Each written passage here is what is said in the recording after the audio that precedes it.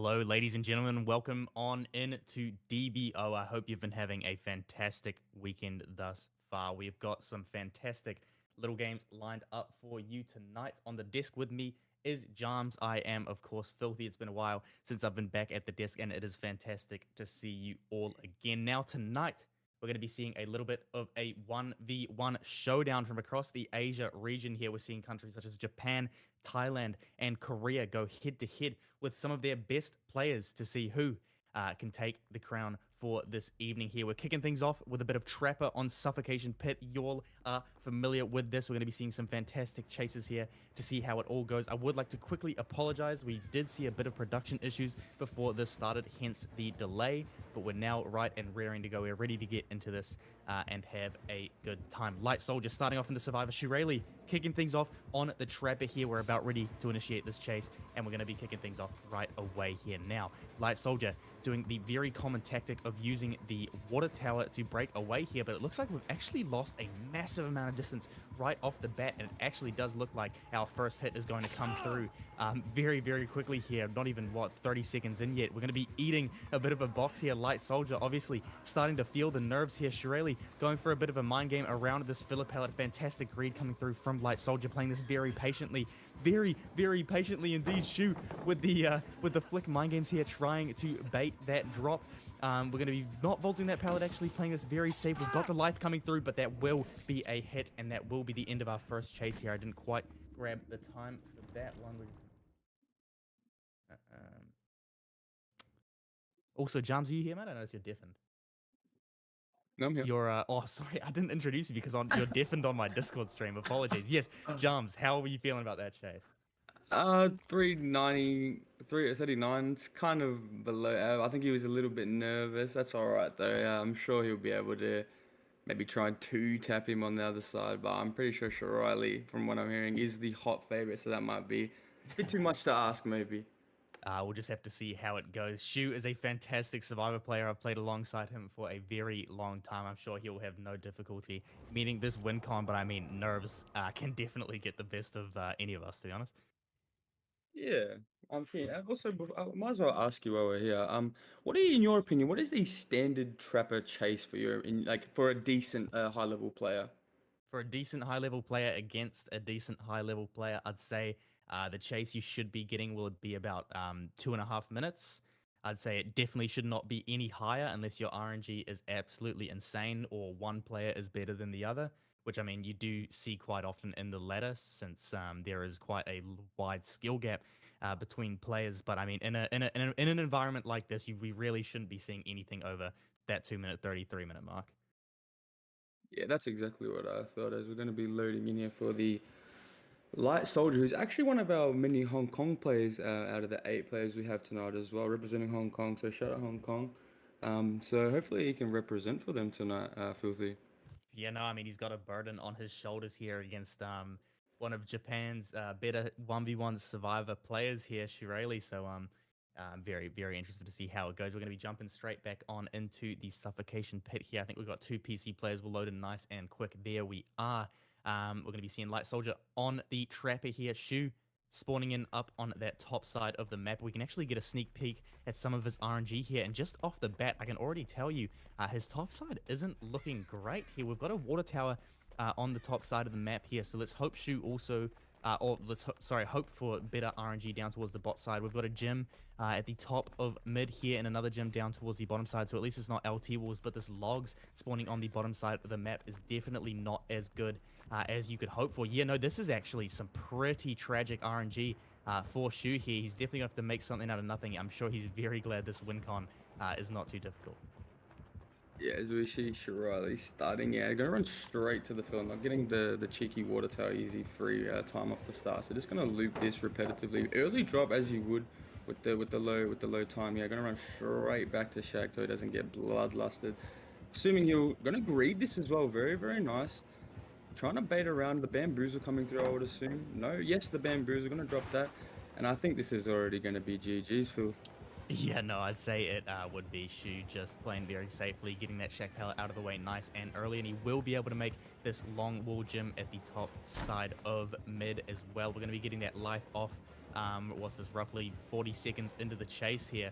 We're going to be playing around this gym. Oh, Shu getting a little antsy there, not holding his check spots. The nerves coming through, and that will be our first tag coming through very early here. And Shu, as we saw, does not have fantastic RNG up towards the top side of the map, though he has already met this win con. I'm sure he was hoping for a slightly better chase. We've also got the bad variant of this gym. However, Light Soldier getting a little nervous, will not be able to get that hit here. Shu making that vault in the nick of time. Resilience coming through clutch for our boy, and he will be making it back around to this long ball window, actually electing to break down towards this bottom mid gym here. Going to be pre-throwing that and taking his distance down towards Shaq. It looks like this is... Oh, no, we're actually going to be playing this filler pellet, which is holdable for Shu on his lower Japan ping. I'm actually not sure what the connection to the other northern Asian countries is, but a fantastic vault coming through, and we will be delaying the down just a little bit longer here.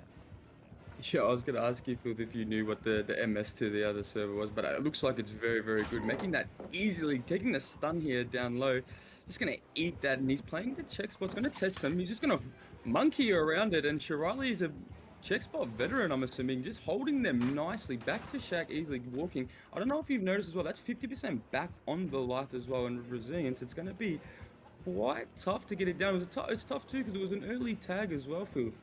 Yeah, no, Shu absolutely knows what he's doing. He's not choking under the pressure here, especially with an injury. You oftentimes see that injury comes through and survivors just start to choke. They don't know what to do. They panic due to the fact that they no longer have that safety health state to take. But Shu has just been playing far more locked than he was while he was healthy here. He knows what he has to do. He's here to make a statement. He wants to make sure that future players that play against him in this little 1v1 tournament here know that he does not play around. And I mean, just look at the patience on this man here. Light Soldier physically incapable of getting him to vault that pellet, and he will make it back down to that safe Shaq window for another loop with a Shaq here. Light Soldier insta-boozling that window and re-vaulting it here just to make sure Shu gets as little distance as possible. Fantastic fake of that pellet coming through from Shirali as well. He's going to be vaulting that, reading Light Soldier committing to the one side there, and he actually gets his life off, and he's going to get a little far away here. I actually don't know. He will make that. I know that Light Soldier is sitting at Bloodlust 1 right now. Bloodlust 2 should be coming through very, very shortly. A fantastic vault coming through from Shu, and he actually makes the vault again. He's just playing fantastically here, hitting that 3-minute 15 mark. He knows exactly what he's doing. He's not here to play around tonight. Wait, bro cannot be this low. This is like BL3 now, surely. Look at this own. Bro, no way, bro. He is locked, bro. Surely coming up on 4 here. Not leaving this Orman, can't really leave it. Wins another 50. That is cold. I can't even lie. I think he gets hit here though. Yeah. What? Nah, fam. What was that? No way. That is resilience times 2. There is no way. That was 14% at least. Insane. Jesus. He is still going filthy. I have no idea how, bro. That is criminal. Absolutely criminal. No. Someone get this guy's Ethernet cable. Bro, there's no way he makes that pallet. That is... No, this guy's cheating. This guy's cheating. What the hell is that? And that will be the down coming through after over 4 minutes of chase. Someone let me know who Shu's internet provider was, because seriously, how that pallet hit didn't land, I have no idea. But that will be the first set going to Shu here. A fantastic chase getting put on, and we will be going on into set 2 here in a second with the Cenobite, which was Light Soldier's pick. So you can obviously see why Shu picked the Trapper there. I mean, he just played fantastically under the pressure of being injured. He met that win con. Of course, it was quite an easy win con, but I mean, meeting a win con regardless is a big confidence boost, and then smashing it like that is just fantastic for your morale and not so great for your opponent. So, I mean, it doesn't get much better than that. Yeah. I would, I think I think you're right for the early hit. I honestly thought I was getting ready to say like Soldier, he didn't have a really good chase to start off with, but he got an early tag, and I thought maybe that was going to be his upbringing, that he was going to give Shirali a short chase, but I don't know, bro. It was unbelievably locked. I'm still like, bro, that was crazy. That's absolutely crazy. Playing around a dropped gym like that with Bloodlust 3, man, winning the vault like 30 times back to back, and then making a long window with Trapper's sword touching your butt is absolutely insane. So I don't know. Once again, I don't know who Shu's internet provider is, but that was absolutely insane. Does anyone on the Does anyone on the refereeing team know what the ping is from Shu to Light Soldier and vice versa? I think it's. Oh, It's Hong because Kong I to mean, Japan, I because I mean think. that was insane. Like that those weren't hitting. Those would hit me on my own servers. Yeah, even with resumes, that was crazy. I can't believe that one at the long wall did not hit. That was crazy. Oh my, that was actually It's absolutely ridiculous. Um, we might just jump into an intermission here real quick because I think one of our players is going to be restarting. So we are just going to jump into a quick intermission and we will be back with you in just a moment. Thank you.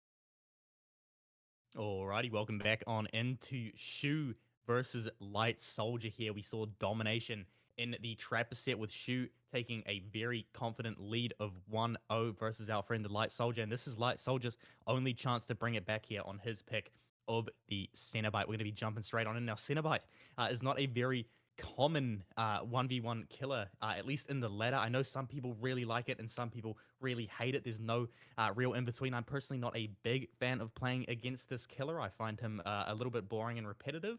But let me know your thoughts, Charms. It's funny you said that, bro. I'm like the opposite. I'm like, there's one or two killers I play on my team, and this is one of them. I cannot lie to you, bro. But I will agree, it is pretty boring, bro. Real. But I think we're gonna see a start here from Shu Riley. He's gonna do a quick nod, and we're gonna get underway, Filthy. All right, Shu going around the window side of the shack here. DDS, Cenobite, and an awesome first chain coming through from Light Soldier, but Shu will be able to confidently break those and make it around to the pallet here. Bamboozle coming through on the side of our killer, and Shu will be breaking away towards that main building. Seno does have his chain back and will be able to shoot it onto Shu, and he will be landing it with perfect accuracy. Actually, fantastic, and a very early first hit coming through at 25 seconds. This is starting to look a little bit dangerous here for Shu. He's going to have to get another 45 seconds here if he wants a comfortable chase on the saloon here. And I mean, we are going to be coming towards this slightly stronger setup here, and a fantastic balanced landing coming through from Shu. He will make it down towards 5 here. However, the water tower is not exactly safe, I guess you'd say, to run against the Cenobite, as we will see here. I'm sure of a fantastic dodge coming through. It seems like Soldier, he just gets Shirley down, but then Shirley comes back at the end, and he just logs in for the next like 2-3 minutes. That's another early tag, but still this chase is flowing. I think it's going to be the end here on this water tower, like you said, Filthy, but still a relatively good time for Pinhead, I believe. No. Yeah, low. I think that was about 106, so not too bad here. We're going to have to hope that Shu is adept on the pinhead, because that is definitely beatable for our boy Light Soldier. We'll just have to see if he's as accurate on Survivor as he is on Killer here. Now, Cenobite on DDS, I'm actually not sure what our ladder balancing is right now. I don't know if we're even balancing this around our ladder as of now. I'm sure we are. Are we? We must be. But I mean, I'm already not the biggest fan of DDS for 1v1s, but I mean, it's definitely a beatable result, 106, but it's not anything too comfortable here. We're going to be jumping back on in to the. Oh, I don't even know if you guys can see the lobby. Actually, I don't know why I'm commentating the lobby screen, but we are going to be setting up the next game here. Light Soldier on the Survivor, his signature Adam coming through yet again, and Shu is going to be loading in on the Cenobite, and I'm actually not sure if Shu really plays a lot of Cenobite, so this may well be that we're going into a 1-1 result and heading on into the tiebreaker, which would be interesting. I feel like 106 is like DDS is still kind of like you said, it's still alright. DDS fillers like other than the Shack and then maybe Gallows, if you even want to call Gallows safe. There's not really too many good fillers on the map, especially against Pinned if he does land the chain. Didn't really see Shu run to main. I don't know. Actually, I think he sort of got zoned. I'm not too sure. I can't really remember that far back, but I think he got zoned away from main. So maybe a bit unlucky, but definitely, like you said, definitely beatable, but still definitely a respectable time on Shirley Survivor there.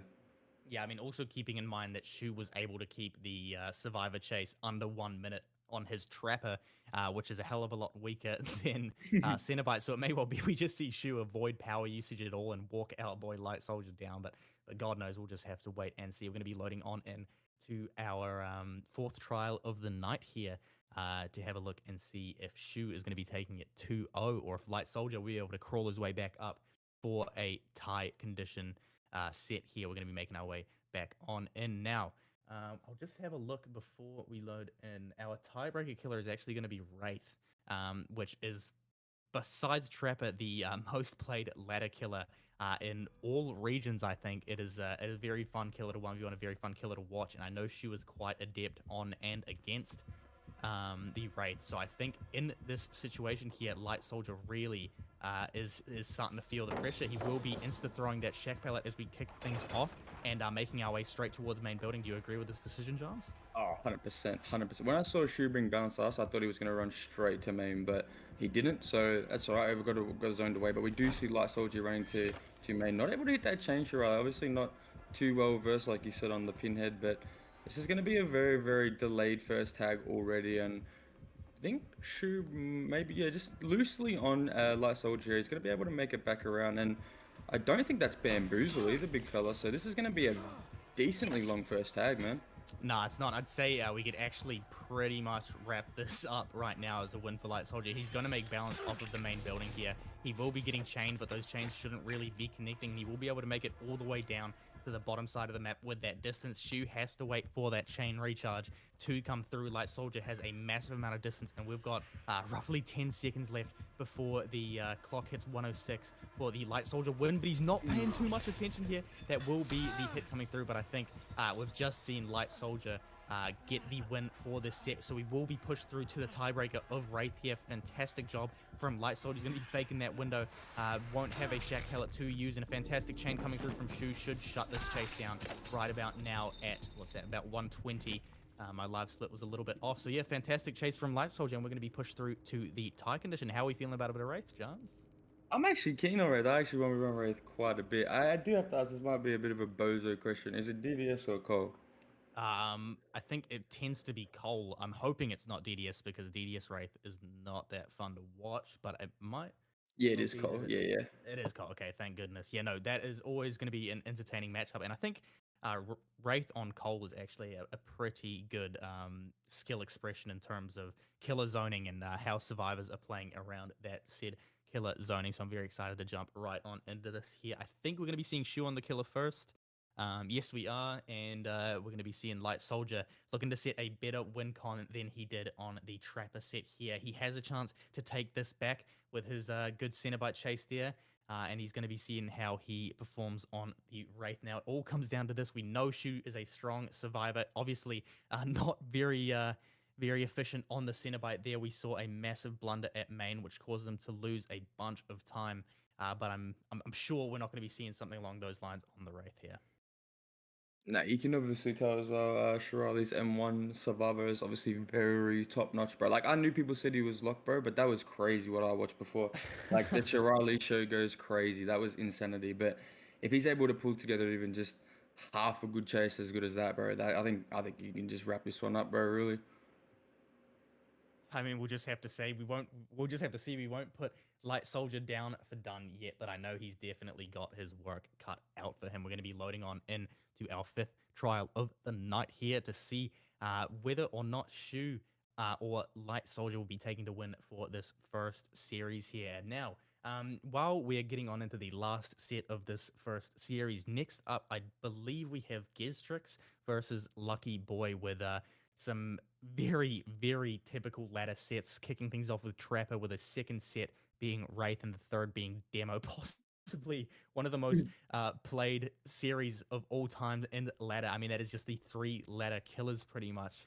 And then heading on into the third series of the night, we got Fafy versus Pablo, and the fourth series of the night, a very anticipated series being Gunther versus Yakun. Yakun often regarded as one of the best players in Japan. I mean, I've played with him. I've played with both of them, actually. They are both fantastic players. Yakun does not play around, and I'm very excited to see how that goes. But back to the game here. We're going to be seeing Light Soldier kicking things off with a bit of a teabag here and taking the window side, which is a bit of a risky strategy here. We're going to have to ditch that Shack Pallet really early, and this is actually going to be a hit coming through if Shirley plays this properly. We're going to be getting that uncloak and a swing coming through in our first tag, clocking in at 13 seconds. It's not looking good, Jams. Yeah, I believe the movement speed add-on there. I believe that's what it was. That's what caught Light Soldier off guard there. So, oh, Oh, and we're there gonna it just see is. a tap. Yeah, unlucky the mind game. What was that about? I believe it's just 24 seconds, I think. yeah, that's a bit rough. So, sure, Riley just gonna have to have we just play one go around Shaq and should be able to secure this one. I'd say that's a bit rough from Yeah. the bro Light Soldier. That is unfortunate. I mean, obviously a bit of panic there when that first hit came through. We left a much safer tile being Shaq to go on over to that tile at 5, which is really not great nor safe against the majority of M1 killers, unless you've got that longer wall on the side. You've got the better variant of that gym. Light Soldier panicking a little bit there, clocking in at, what was it? I think I got 24 seconds. I'll just double check what the time was. 24:98. Yeah, not a great time. Not a great time at all versus Wraith here. Shu going to be feeling very confident. All he really has to do is actually, I think he could pretty much just teabag and run in a straight line, straight to 12, and I think he would still take the win for that set. So, I mean, Light Soldier is going to have to pull off a bloody miracle to win this one. Nah, exactly right. And it's tough as well because DDS he had such a good chaser on his pinhead. You can obviously tell that's like the killer he was like more well traversed in, but yeah, Shirali just looking super strong. Like I said before, bro, the Shirali show is going crazy right now. Yeah, I'm very excited to see. Obviously, I won't say she was won this yet, but I'm very excited to see how he performs against some of our other players heading on into the night. I'm actually very excited to see what kind of finals we're going to be seeing tonight. This is exactly the kind of 1v1 tournament I've been wanting to see for a while. I mean, we got Gunther, who's probably I think Gunther's the biggest like OCE comp content creator, and I know he's not OCE/SEA, but he's definitely the biggest in OCE comp content creator. He's loved by a lot of people, and regarded as a very good player, especially in the old 1v1s, and his 4v1 has obviously improved massively over the last year or so. So I'm excited to see how he performs. He's definitely the set I'm looking forward to the most. But all that aside, we're going to be jumping back on into Shirley versus Light Soldier here. We're seeing Shu getting a bit of aura points here, just standing still, looking out into the horizon. He knows this is his win. Let's have a look at what kind of RNG we're seeing. We got a pallet top mid into a car facing that two side of main building there. I couldn't see if that was an eye filler on the road, but if it is, then we're seeing some very good RNG. But down towards this bottom side of the map, we're seeing a very dead six. I don't know if there's a god filler at those rocks over there, but either way, no, Shu gets to pick the side, mate. You don't get to pick the side. We're going to be kicking things off here right away. A teabag coming through, and that timer has started. Shu is locked and ready to go. What do you think for the expected time? I know that he's the bro. What are you expecting from this chase? Is it going to be a +3? What do you reckon here? Oh, I don't know. I think clocking real high minute counts versus Wraith relies on the Wraith not being very strong on the killer. We do see that cloak stun coming through. I'd say if what I'm expecting from this chase, I reckon Shu can push out 2 minute 30. 2:30. And we're seeing another cloak stun. Oh no. And that's already won by Shu, by the way. Yeah, he's already won. And Shirley loves Osu, by the way, which is crazy. Maybe that's why he's locked in. The reaction time is going crazy right now. But gonna make this vault as well, lifing all the way. And he's gonna stay at the Ormond tile, gonna walk back already, and he gets his life back like he did in the Trapper game. This could be dramas for the bro last soldier, Filth. Oh, absolutely. And I mean, we're going to be able to make it back to this top mid pallet as well. Actually electing to go to the car on main building instead. We're seeing Light swing through that pallet. I think a bit of emotions coming through here. Definitely going to be upsetting to get crushed on a set like that. We're going to be seeing the Cracker come through, and it will not blind our Wraith here. Shu will be able to comfortably make it to the tracks pallet, but a fantastic block actually going to be coming through from Light Soldier, but a miss coming through as well, and we're going to be able to make the short wall as a result. A nice respect coming through to avoid that stun. Shu is going to be playing the window of the short wall, not able to vault that in time, but there's no pallet at 11. I mean, this RNG really is not fantastic, but we will be able to make it back to the tracks pallet, and a swing coming through from Light Soldier. I mean, Shu's playing this great, and obviously Light Soldier is starting to feel the choke here. It's so brutal, man. Like, you can tell that Shirley's just like in a zone right now. It does obviously not going to win that 50-50 there, but going to take the chase all the way back. Going to run straight back to the midfielder as well. Got the life at about 75% ready, nearly to go, but going to run all around the logs here and just go bottom. And like you said, he's already won, but maybe going for a good chase here, and I think that's going to... What? Oh no, that is so tragic. I thought he had that. Look, I'm actually going to be honest here. Shu's playing fantastic. This map is really not good. This is, like, I mean, if you just look around, he doesn't have a lot to use. He has his God Filler at 6, but not much else bottom. The top map was dead as all hell. 11 had nothing, 1 had nothing, as far as I could see. I mean, Shu has just been playing this fantastically. Okay, I take it back. I was wrong. We've got 2 God Fillers on the bottom side of the map at least to use here. But with those being broken, Shu, I think we'll be meeting his demise here. We won't be able to make anything off of that. We've got the Wraith right on our tail coming in with the Uncloak. Unless Shu does something... No way. Okay, I was about to say. That will be a chase time of, I think, 2 minutes 50 coming through from Shu to guarantee the series win going on into the night here. Like you said as well, next we have Gizri versus Lucky Boy with the sets of Trapper, Wraith, Demo. Kind of typical, like you said. Yeah. But I think, if I'm not mistaken, we will take a short intermission and get back to you with that matchup. Sweet as.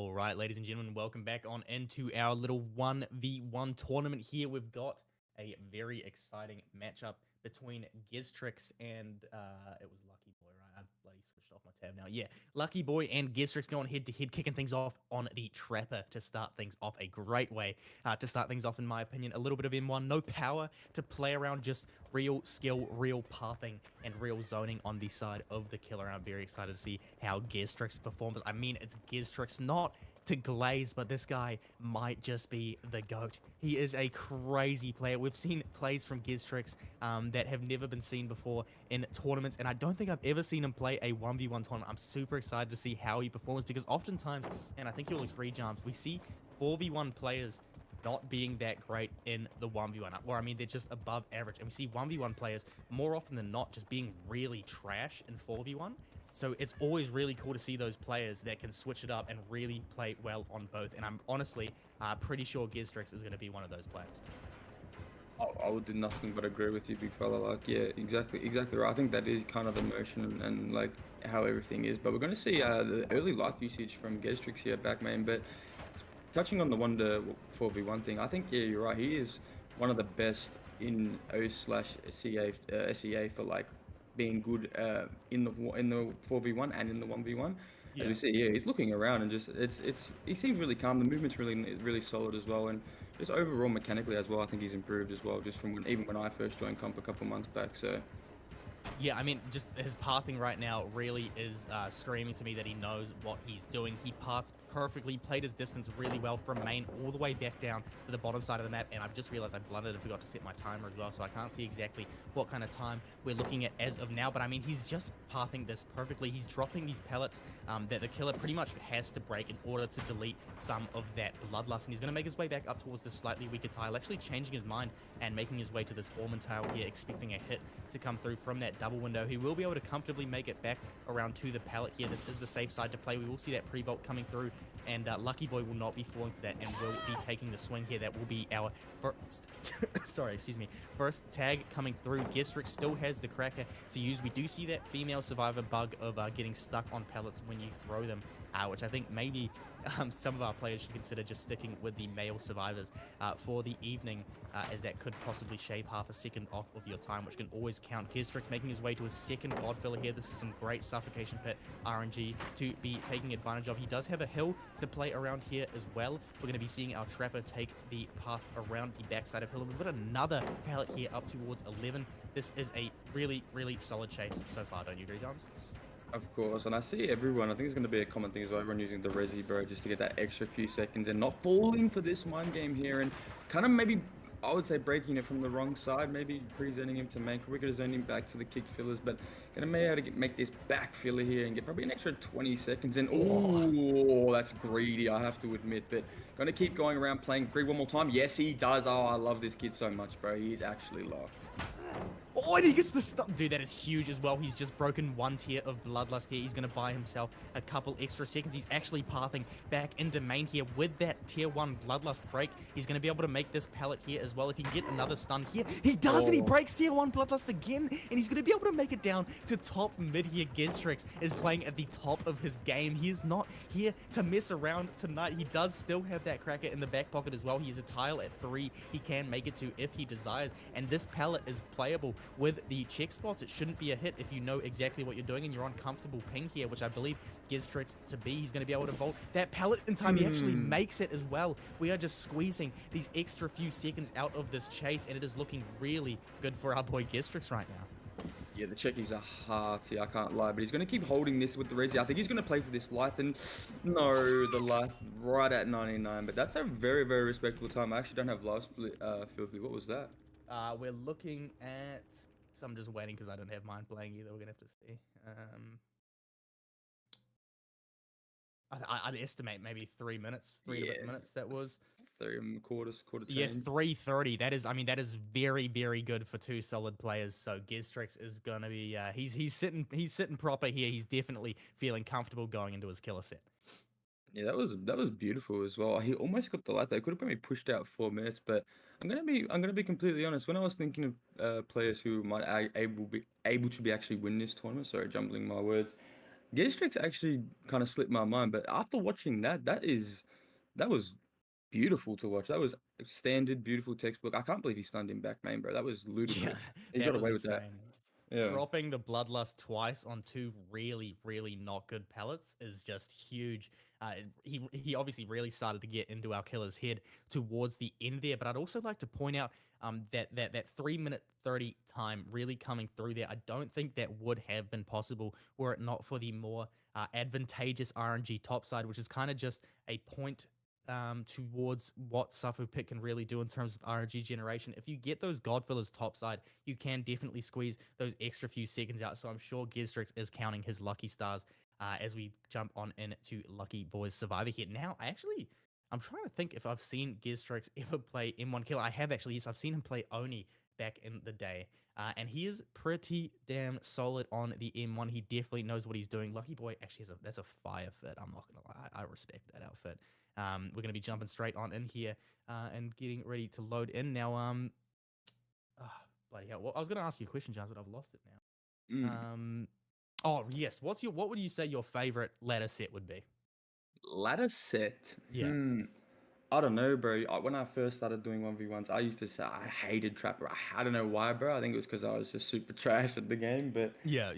as you get better, bro, I think like Trapper just becomes one of your more favorite ones. But honestly, bro, I can go any. I go any. I don't mind a bit. I don't mind killers that I'm actually decent at. Wraith, Trapper, but other than that, bro, the S tier killers I'm pretty garbage at. I can't like. What about you, big fella? Oh, favorite. I'm not gonna lie, it's a bit of a weird one. It's Pig Wreckers is definitely my favorite, but I don't think we're Mm. seeing any Pig Wreckers tonight. It is so fun to watch Pig Wreckers, bro. It's because you got the dash. I mean, Pig is really bad, so it's always gonna be a long chase on that map as well. So it's kind of a great little bit of skill expression here. We're actually. Oh no, we will be loading in. I thought there was a bit of a bug here. I'd also like to quickly say I've been told to announce the regions for each player here just to make sure we know who is really going to be the best going on into this. We do have Gizrix, who is from Thailand, and Lucky Boy is a Hong Kong player here. So I'm actually really curious to see. Do you reckon we'll see a double Thailand finals? Because I know Gunther is a very confident ladder player in Asia, and people know that. I mean, or are we going to be seeing mixed regions? What do you think, Charles? It's kind of cool to guess beforehand. Honestly, I if you asked me at the start of like when we were in Castle Show, you said who do you think? I honestly said I come and said Gunther, and then you told me you think Shirley. So that's what I think it'll be in the end. But honestly, with the way Geztrix played, bro, like I don't know, bro. It actually could be anybody's game. Honestly, yeah, I agree. Anybody's game. It's going to be super exciting to see. I mean, a double tie final would be pretty sick, seeing as Gizrix and Gunther were previously teammates. So that being said, let's jump straight on into Lucky Boy. Another one of our Hong Kong players here is going to be having a look at some of his RNG here, getting ready to kick things off, and going to be starting things with a teabag. Gizrix turning around just to signal that he's not ready. He is now locked in and ready to go. The teabag kicking things off. We're going to be getting a bit of water tower distance as per the usual. And I'm very excited to see how this plays out. I didn't get a very good look at the RNG across the map when we were loading in here, but we do have this 5 filler, which is a very, very common spawn for ladder, a very common thing to run. And I can say comfortably off of Lucky Boy's pathing already, unzoning himself there was very strong. I think we've got 2 players that really know what they're doing, and he's actually pathing Shaq properly as well. This is going to be a good chase, I think. Yeah, as soon as I saw him run back Shack as well, you just know he's locked, bro. His pathing is amazing. But these players are actually like so good, bro. Like it's actually unbelievable. But gonna see him path all the way over here to this long wall and use the life early. Is he gonna stay here? Yes, he is. He's gonna just hold the check spots and oh, he's playing a dangerous game here on the long wall jungle gym here. Gonna vault that with bamboozle and just keep the mind games, keep him on his toes and gonna zone him edge map. And Phil, this is looking good, bro. This could be at least 330, maybe 4 if he'd be able to make mid map. I think he does make this pellet gym too. Yeah, he absolutely does. He also has a 6 filler, worst comes to worst, so I don't think Gizrix had a chance of getting the hit there. We're actually not going to be zoning too, which is a little dangerous on the side of Gizrix here. We do force him down towards that bottom side of the map here, and we're seeing, oh, and he gets the blind too. That is actually so frustrating for Gizrix, but he will be able to track through that blind, as you do see with most of our more experienced players here. We're going to be making our way up towards this main pallet here. I don't think Gizrix gets this hit. He will be faking that out, and this will be the first tag coming through at 1 minute 30. Now, Lucky Boy has to survive 2 more minutes here in order to guarantee this win. We do have a particularly good main spawn here, but we have to be thinking about what sort of RNG we have left on the map. Now, this is a very risky play from Gestrix here. We've just lost all of our Bloodlust here in order to kind of zone our friend Lucky Boy, and we've actually lost a massive amount of distance as well, but we do see it being gained back from a bit of a miss path from Lucky Boy here, and we're really playing this window, which is an interesting decision. We don't actually have another pallet here. Yeah, this looks like it's going to be our down at a little over 2 minutes here. Gestrix going to be taking our first set of the night. Yeah, and Hong Kong's only hope, Lucky Boy, getting a bit unlucky to be fair there, but I think we're going to run, I believe Wraith is next, Wraith Cole, that should be good to watch as well. I'm not sure how, obviously Gunther's, sorry, not Gunther, so obviously Gestrix M1 is obviously up to standard, like you were saying before, Filthy, but should be good, I can't lie. Yeah, no, I mean that was interesting because Gistrix's Trapper was solid, but I mean it was definitely look. I honestly was looking at Light Soldier's pathing towards that start game. The only problem I see is that we are losing resources very quickly. But I mean that's never really a particularly big issue in 1v1s, apart from if you're going for some ridiculously long chase. I honestly thought we were going to be able to see Light Soldier take it there with some fantastic pathing, but I think he got a bit nervous at that main building there, and I mean now the pressure is really on, so he's going to have to he's going to have to lock in here, get out of his own head, because this is his last chance, and this is Hong Kong's last chance to make it through our little group stage here. He is truly Hong Kong's last hope. Sorry, that made me crack up before when you said that. Actually, Hong Kong's last hope. And yeah, I mean, I hope he can do it. I'm really excited to see. I was hoping to see a demo set. Let me just have a quick scan through. Do we have any other demo? Oh, not Light Soldier, Lucky Boy. Sorry, I blundered over my own bloody words. Oh, I didn't pick that up Trapper, to be Wraith, fair. Doctor, Trapper, Whisker. I don't know if we have any other demo sets tonight. So I'm hoping to see a little bit of demo. Come on, Lucky Boy, bring it back. Yeah, it would be nice as well to give Gestrix a run for his money. He does look like, at least if there was three favorites, I think he would definitely be one of the top three. So if this would be huge for Lucky Boy if he's able to win this. And I'll say it again, big fella, like Hong Kong's our last hope. So hopefully he's been practicing the Wraith, bro. I really hope. I really do. Yeah, and I mean this is Giztrix's pick too, which is just like it just kind of makes you a little bit more Mm. nervous for Lucky Boy, eh? Like if Giztrix is performing that well on Trapper and that wasn't even his pick, like God knows what this demon is going to do on the Wraith. And I mean, we're going to be seeing that Uncloak coming through. We're all right and rearing to go. That timer will be started, and Lucky Boy going to be kicking things off, heading towards the back of Shack, holding that Wraith check spot here. Gestrix is going to be coming around in order to zone back through to the Shack pallet. We're going to not be going for a bit of blocking here. We're just going to be forcing that pallet down, and that will be the Shack pallet gone really early here. Do we have a Godfiller here? I thought we saw a bit of a blunder, but we do see a Godfiller. That Uncloak going to be coming through in the tag as well. Blunder from Lucky Boy. This is a very early tag, 20 seconds in. How are we feeling, Jumps? Bro, it's so brutal. I was literally about to have a whole monologue Oh, about how, like, well, he just full pathed him. That's kind of crazy. He makes five off that as well. Yeah, that's all good from him. He's gonna play this. He still has life in the back pocket too, Phil. So this actually could be. I don't know if he can get to main from five, but he's gonna definitely try and play this. He's trying to hold the checkies here at five, and oh no. the checkies are not there. That is super unfortunate. I think that was just maybe over 30 seconds, maybe subpar 52, 45. 50, 52 seconds there Uh, coming through, I think it was. But I mean, Gestrix showing his Coal Tower M1 skill there. Or Macmillan in general, I mean, he blocked his survivor's LOS perfectly from seeing his killer there at that Orman gym. I mean, Lucky Boy just had no idea where he was. And I mean, with a 253 something second chase going on into 51:90, sorry, is the exact time I get from our referees. It's going to be pretty dangerous heading on into this final survivor set for Gestrix. Lucky Boy is going to have to secure a early tag and a very quick down in order to not be pushed straight out of the bracket here. I was actually gonna say before the Bo pre-craft, I was gonna say I think it's usually, and you can tell me if I'm wrong, Phil. I think usually the person who is the better player on the M1 is usually the one who's going to win. I don't know. I feel like that's overall just how 1v1s are. But I don't know. You tell me if I'm wrong. Mm, I'll just have a think. I'd say it is true to a degree, but that is taking into account that both players are at least at an above average level, right?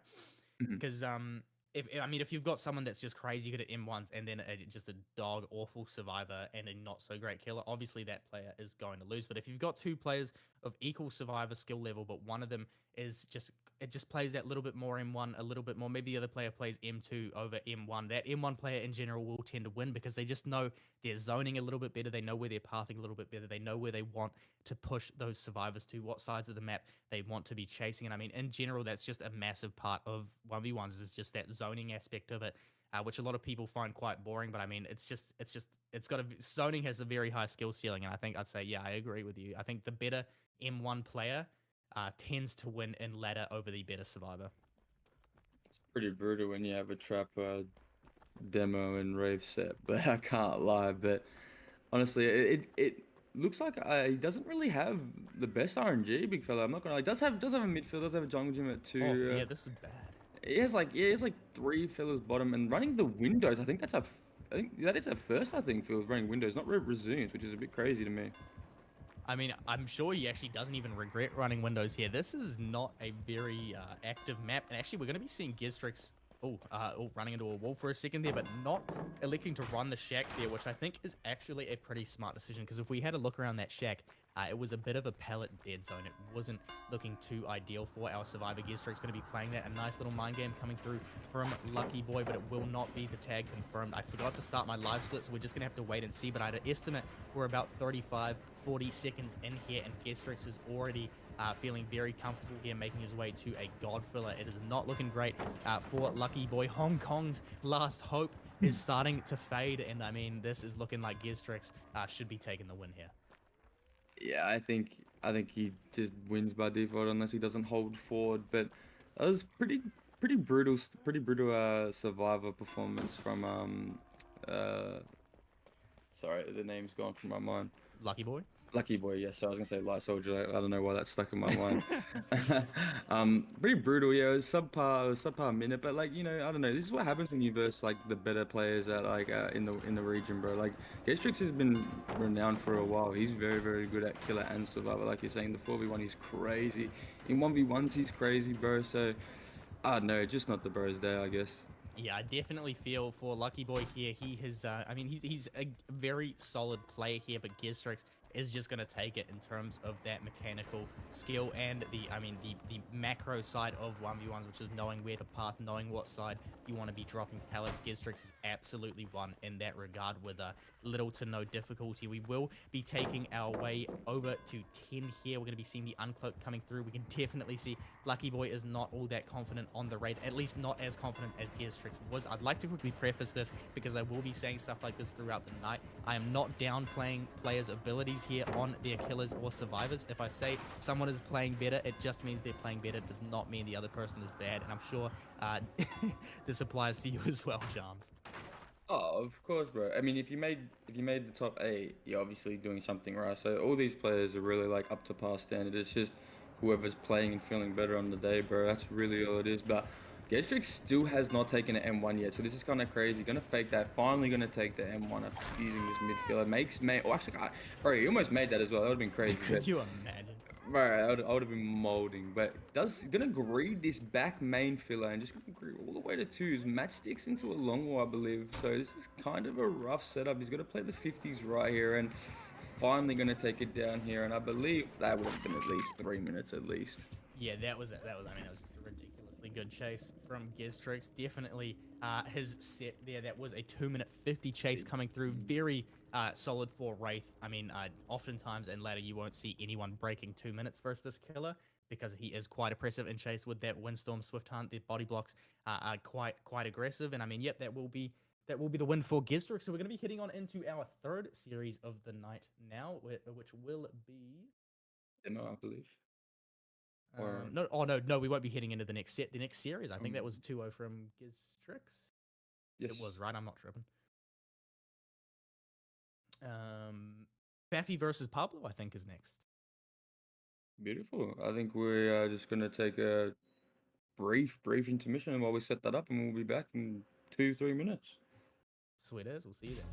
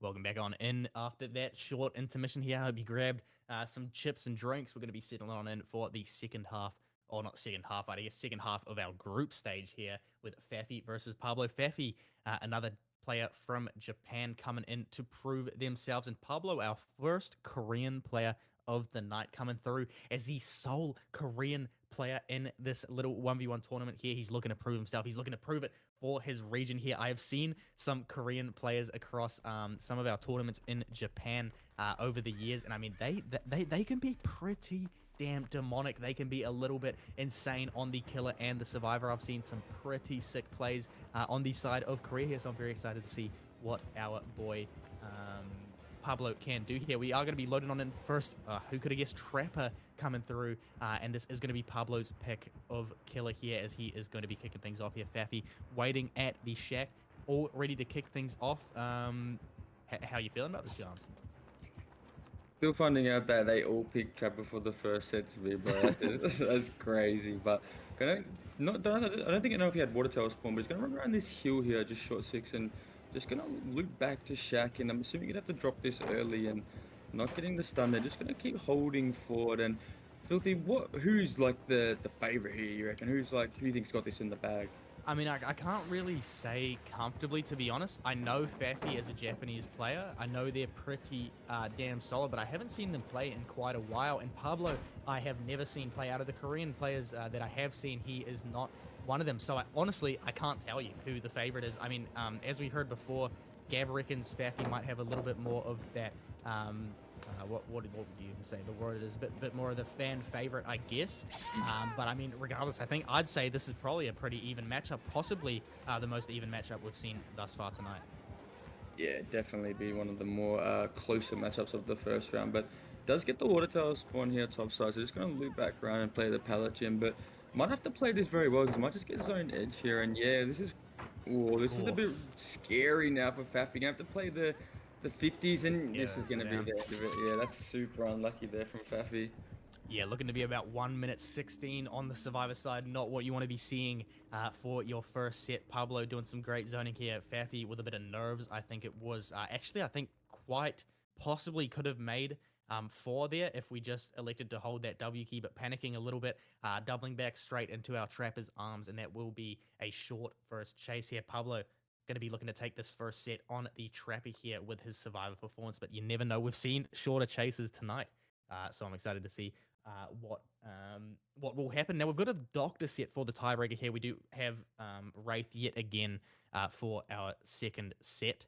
We've got a bit of repeats tonight, people, so buckle in. But of course, these are just the more 1v1 oriented killers. But yeah, Doctor in the third set, that's something I'm really wanting to see. I love watching Doctor 1v1s. I love playing Doctor 1v1s. He's just one of my favorite killers to play against. Playing as he is pretty weak, so I mean, he's not ideal, but watching Doctor, I just think is so sick. Yeah, the Doctor Mind game, the looping counterplay is something that I don't think I've fully understood and learned. Yeah, I know you just kind of hold forward around the other side of the loop, but I don't know. I know you boys like your Doctor and Wraith 1v1s. What's like expected time on the Doc, big fella? It kind of depends what map it is. If I could just get confirmed, is Doctor still on Wrecker's Yard? Surely Um, for the culture. for the culture, yes, Doctor's still on Wrecker's Yard. Oh, that's actually a good question. Expected time. Mm. I'd put it at I'd put it at 2 minutes. I'd say it would be an expected time. Wrecker's Yard Doctor if both players are really good. You can absolutely see shorter though. It's super RNG dependent. It's super dependent on how good the Doctor is with their shock. And I mean, if it's also like because I think Survivor Doctor, as you were saying before, you haven't really gotten the hang of that Survivor count. Oh, we're just seeing bloody swamp. That's not the right map, is it, Fafy? We're going to be loading back into the lobby here. But as you said, I think playing Survivor against a good Doctor is super difficult in Chase, and I mean it takes a really long time to get good at that. I feel so. I mean, it honestly it's just so dependent on how good the Survivor is versus Doctor and how good their pathing is. How they if they know how to play tiles versus Doctor. I mean, yeah, it's just so dependent. I couldn't even put an estimate time. I'd say. It's honestly one of the more interesting sets because like the 4v1 aspect is like usually you kind of get hit and then you try and loop as long as you can and then call for a hit last second if you need, or at least that's how I've learned to do it. But Hmm.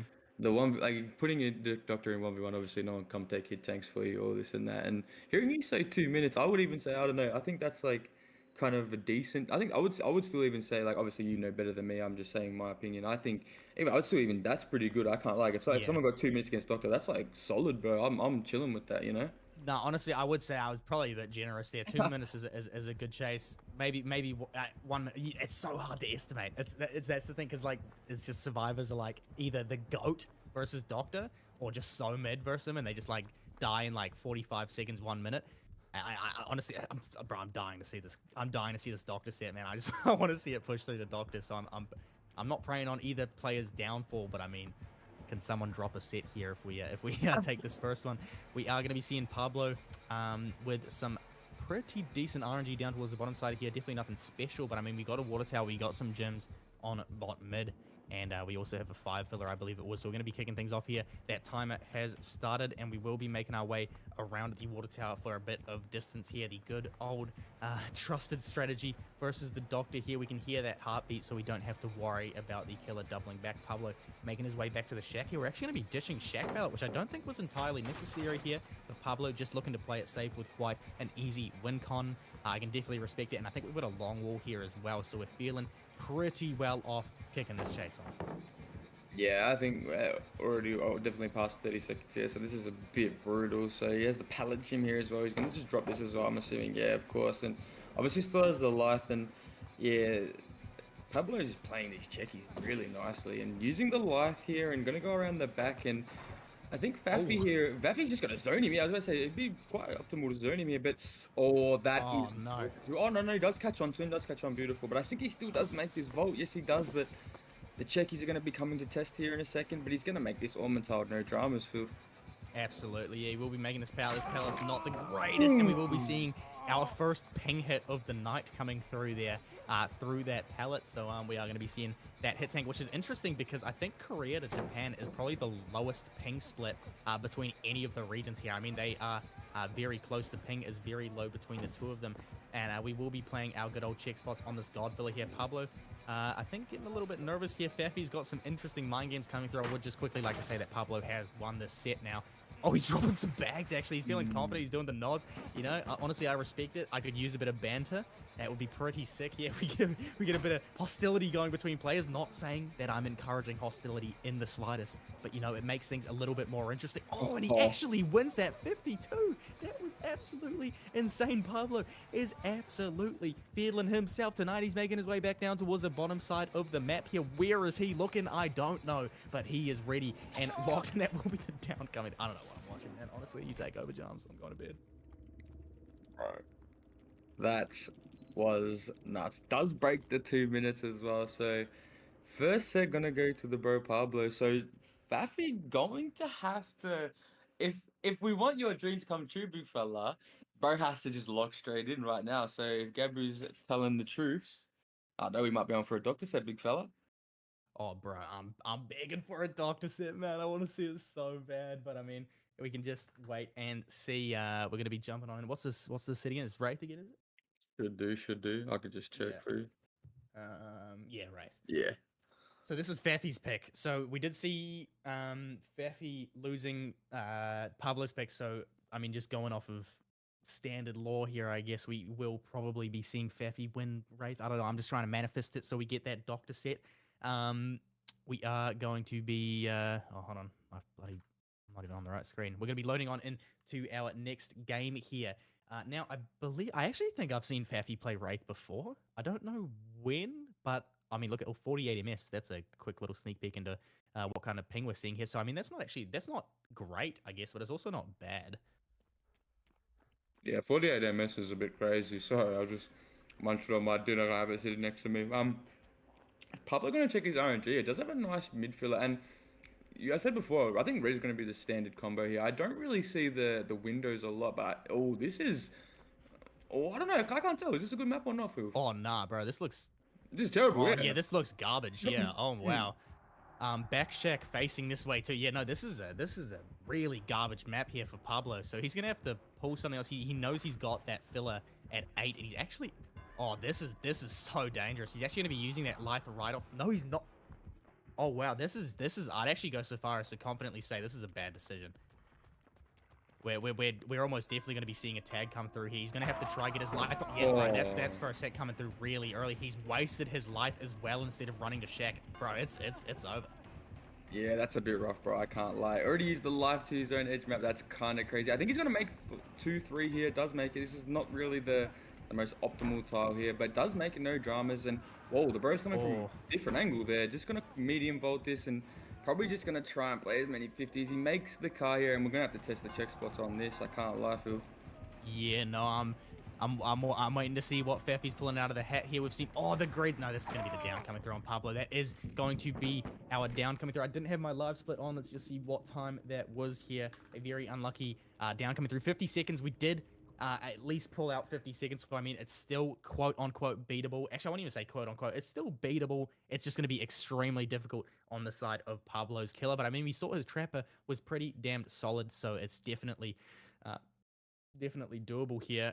We're going to be having a look real quick. Oh man, this doctor set's looking more and more likely by the second. I swear, if someone throws this, we're going to be switching our lobbies over here. And in the meantime, oh, this is the thing about 1v1 tournaments. As he starts to run out of things to talk about. Honestly, I don't know if I asked you. Did I say what was standard rave time? Like what should he what's Standard expected? raid time. Oh, I actually can't remember now. I'd say it was. I'd say standard raid time about a minute 45 on Cold Yeah, Tower. If the especially wraith with if the wraith is good, yeah. yeah, 100%. You know what? I actually got a funny story, bro. I used to do 1v1s like way back when I got into comp, right? Yeah. And your mate Midgie, he Yes. was, oh, let's just say he was doing bad things to me on with Windstorm, bro. Because I had never played Windstorm, bro. I only played DDS on Midwich, bro. And they started bringing it, and bro, 60% and the Windstorm debate. That's crazy, bro. I can't lie. Yeah. I mean, so did you play? So did you say you played Midwich, right? Yeah, bro. That was my Oh, that's first right. ever I comp forgot we game. did that. Yeah. Yeah, bro. That was crazy. So what do you think's better? Do you think 60%'s better, or do you think movement speed's better? Oh, Just in general, not just for code, just just overall. in general, Yeah. um, I mean, I run Windstorm over Swift Hunt because I mean, Windstorm's ability to body block and it's just its general oppressiveness in chase is really good. And I think you'll find that if you use Swift Hunt to break a pallet and catch up, as compared to if you use Windstorm to break a pallet and catch up, the times end up being pretty similar. Swift Hunt is just better for zoning because you get rid of that pallet, you get rid of that resource so much quicker. I'd say Windstorm is in general a better add-on, but for maps like Midwich and DDS even to a degree as well, Swift Hunt is necessary, I think, because it is just such high pallet density. Yeah, no, I would say Swift Hunt. I don't know. People, if you can use Swift Hunt, and Oh, I'm not sure what the bro Pablo's off to. I think he's off coming back, just gonna medium bolt that and playing risk. Gonna use the Lithe early Fafy here, and I believe it was a 50 minute, 50, sorry, 50 minute, that would have been crazy. 50-second win con here, so we're just gonna have to just try and play these long balls nice here, and he's got a nice pallet here to work with. He's just gonna greed oh, this. nice stun. That's brutal. I can't lie. I think it's over. Yeah, I'd say you're just about right. We're just going to path back to Shack here. We've still got that Shack pallet. We've still got the Shack window to use. Obviously, Wraith having bamboos. We're going to be seeing Fafy waiting, looking out that window to make sure he can actually block that. This will be the pallet drop. And I think with a bit of W King, we're going to be seeing him. Oh, that is What? cocky. That is a bit cocky. The killer blind does come through, but he's actually unzoned himself.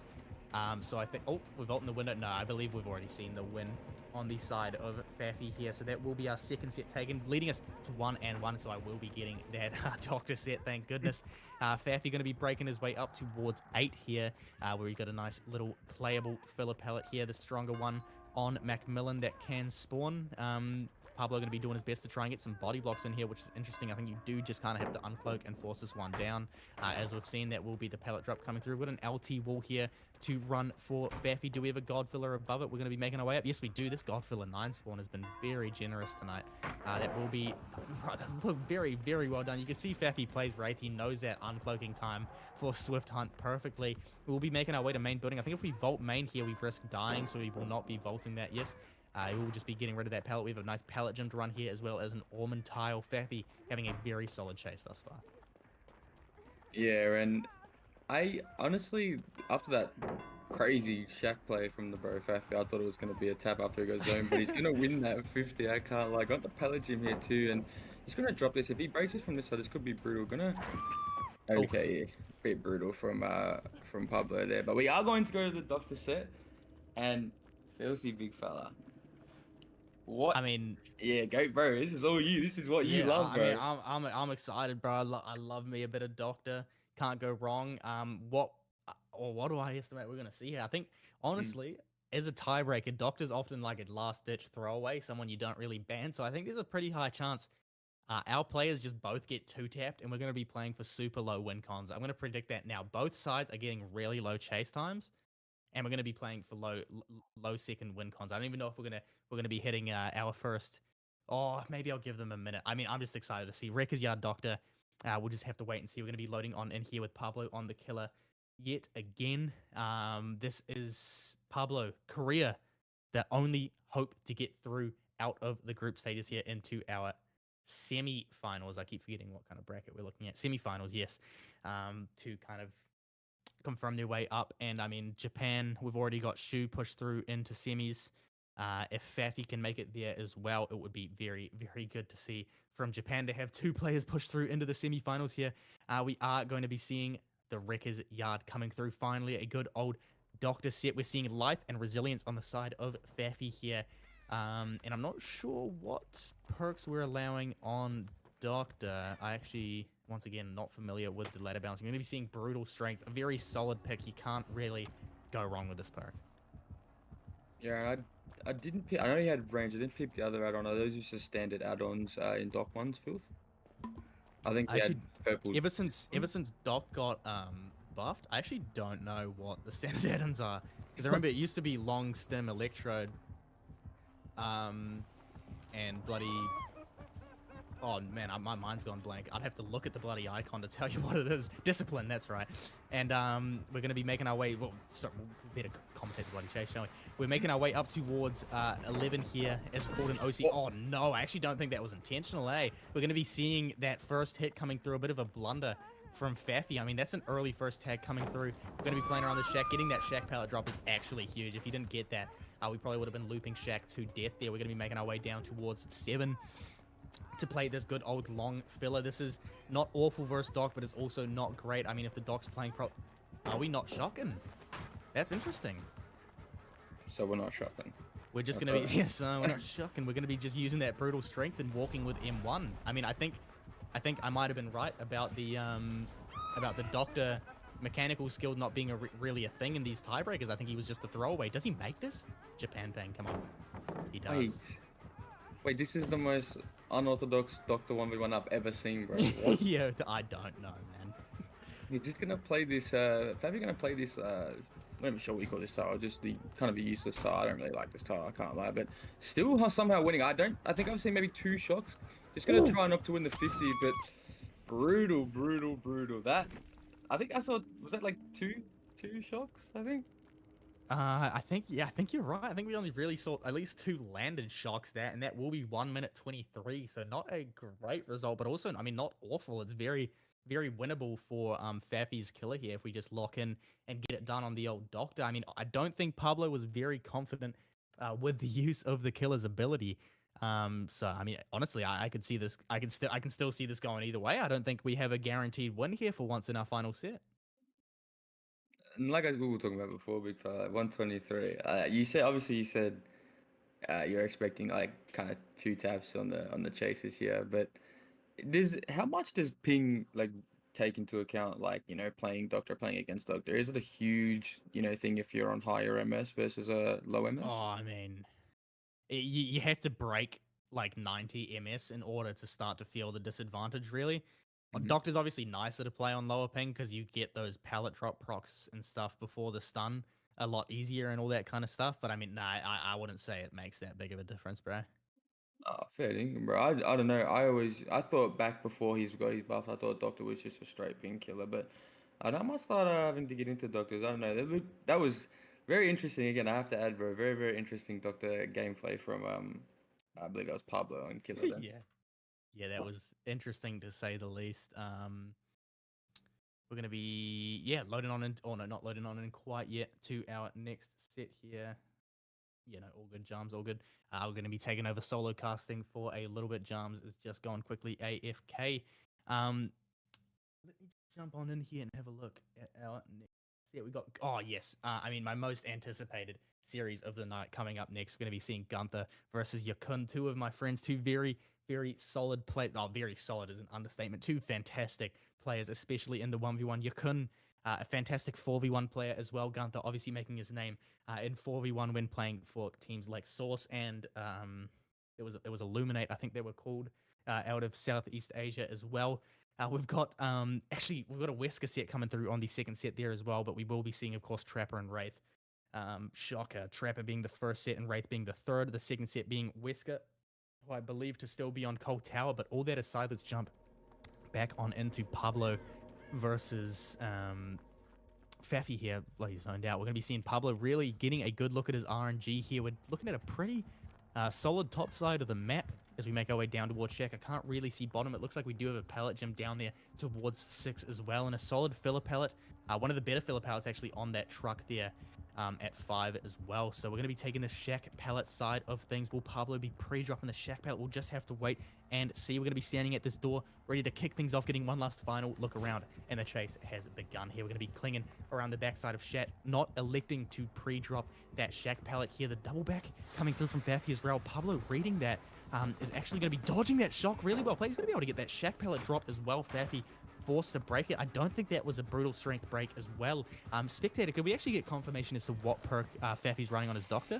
It's actually going to be Bamboozle, which is an interesting pick on Wrecker's Yard. I definitely wouldn't pick it myself. We're going to be vaulting that window, no, actually faking it, saving that life for later use. We've got a nice short wall to play with here as well. The Auto Haven short walls are particularly good for Survivor because they are so low. You can see over the walls. We're going to be seeing Pablo hitting that life. We're sitting at 41 seconds right now. Let me just jump back in and confirm what our win con is. We've got, I think, something like 40 seconds for Pablo to last here before he goes down, and that looks like the down will be coming through. Fafy confirming the win here will be going through to the semi-finals. Very well played from our boy Fafy. I honestly thought Pablo had it there for a second, but that will be the win confirmed for Fafy. So very, very well played there. We're going to be jumping on into our final series of the group stages here.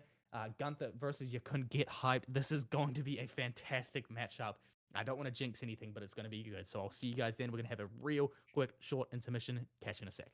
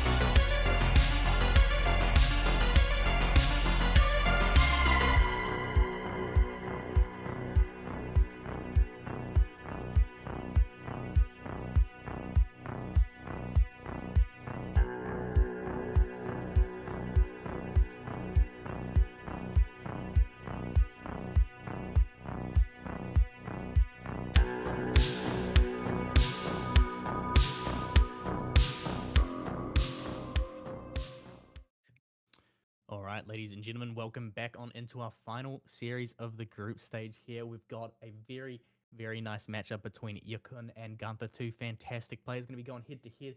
And to kick things off, we're going to be seeing a little bit of that Trapper gameplay yet again. Who could have guessed? Trapper on Suffocation Pit in a ladder 1v1. I'm very excited to see how this plays out. We've got Yakun on 96 MS here because I believe we're seeing one of the bigger gaps with Japan to Southeast Asia, or Japan to Thailand. I think the server is actually based in Singapore. Sorry, Japan to Singapore. So we're going to be seeing one of our first quote-unquote high-ping matches of the night here. Yakun, the pressure is on. He's got that Russian ace right and rearing to go.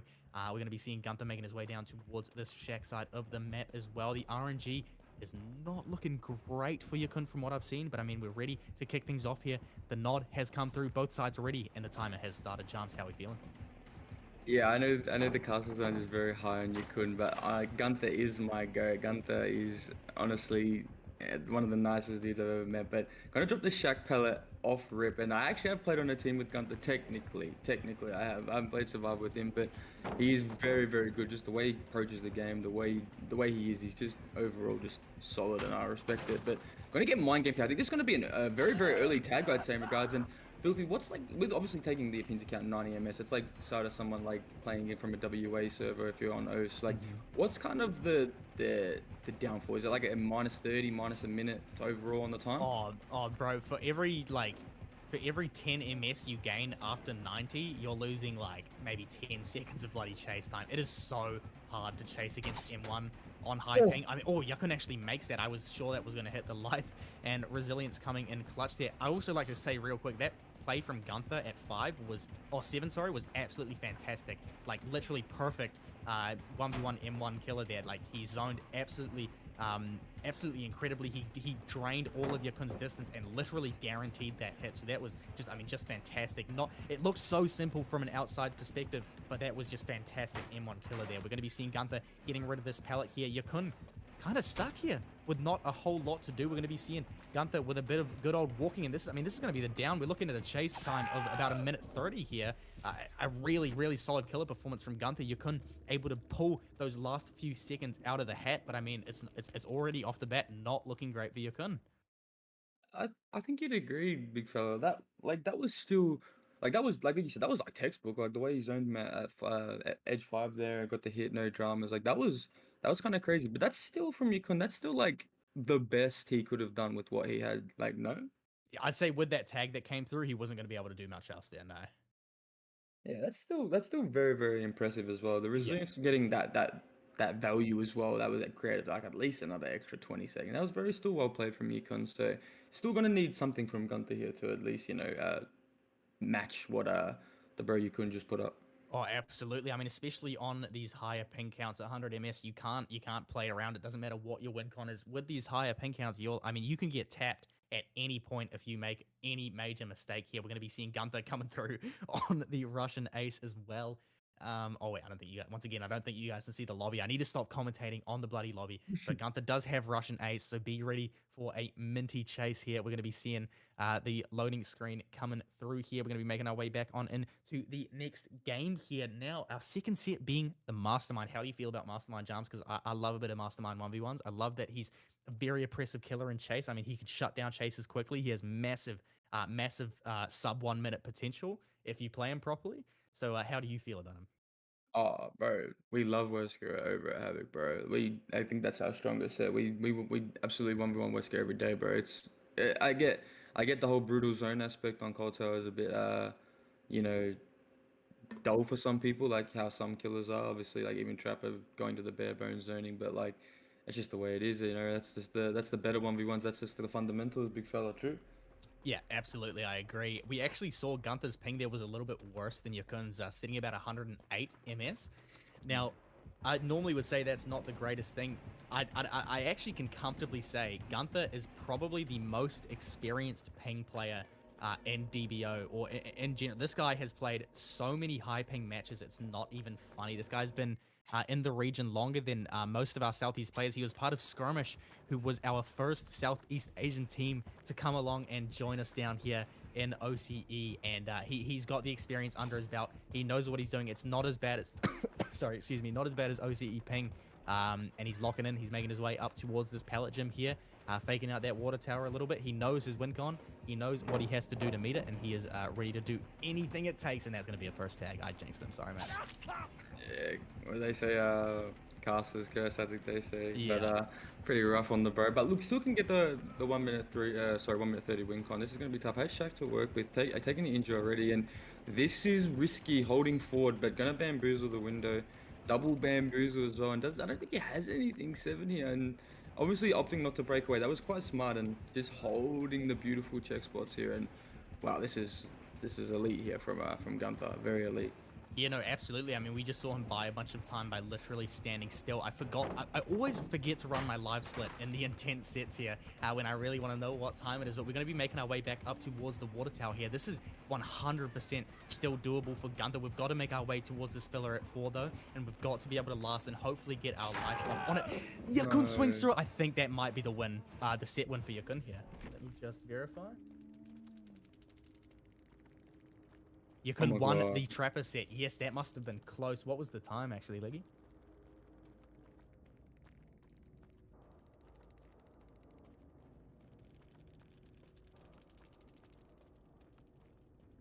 Oh, 46. Bro, that felt way longer than 46 Yeah. seconds. Am I tripping? 46. Yeah. Okay, never mind. You couldn't stomp that. Yeah, that first hit was so it was so rough, bro. Yeah, surely it goes. I don't know if I hope Gunther's been playing Mastermind, bro, because I really he's my favorite to win this. Like he's the one I picked from the start, so I'll Yeah, stick with him, bro. you're not alone in that. A lot of people have definitely picked Gunther to be the favorite going on into this. I fat fingered at 17 seconds. Oh, it might not have been 46. 46. I'm sure that wasn't 46 seconds.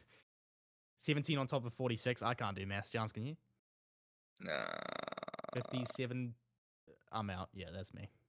I don't know what it I think was. it's 101. If it's not 101, don't 103. 103. Yeah, no, damn. I was about to say 46 did not sound right, but 103. So, I mean, yeah, no, I mean, Yakun still won pretty comfortably there. That first hit was pretty tragic, but I mean, we're going on into Mastermind, and I know Gunther can play Mastermind. Yakun is also a very adept Mastermind here, so I'm excited to see how that plays out. And I think we're jumping on, yeah, we're jumping on into the Coal Tower.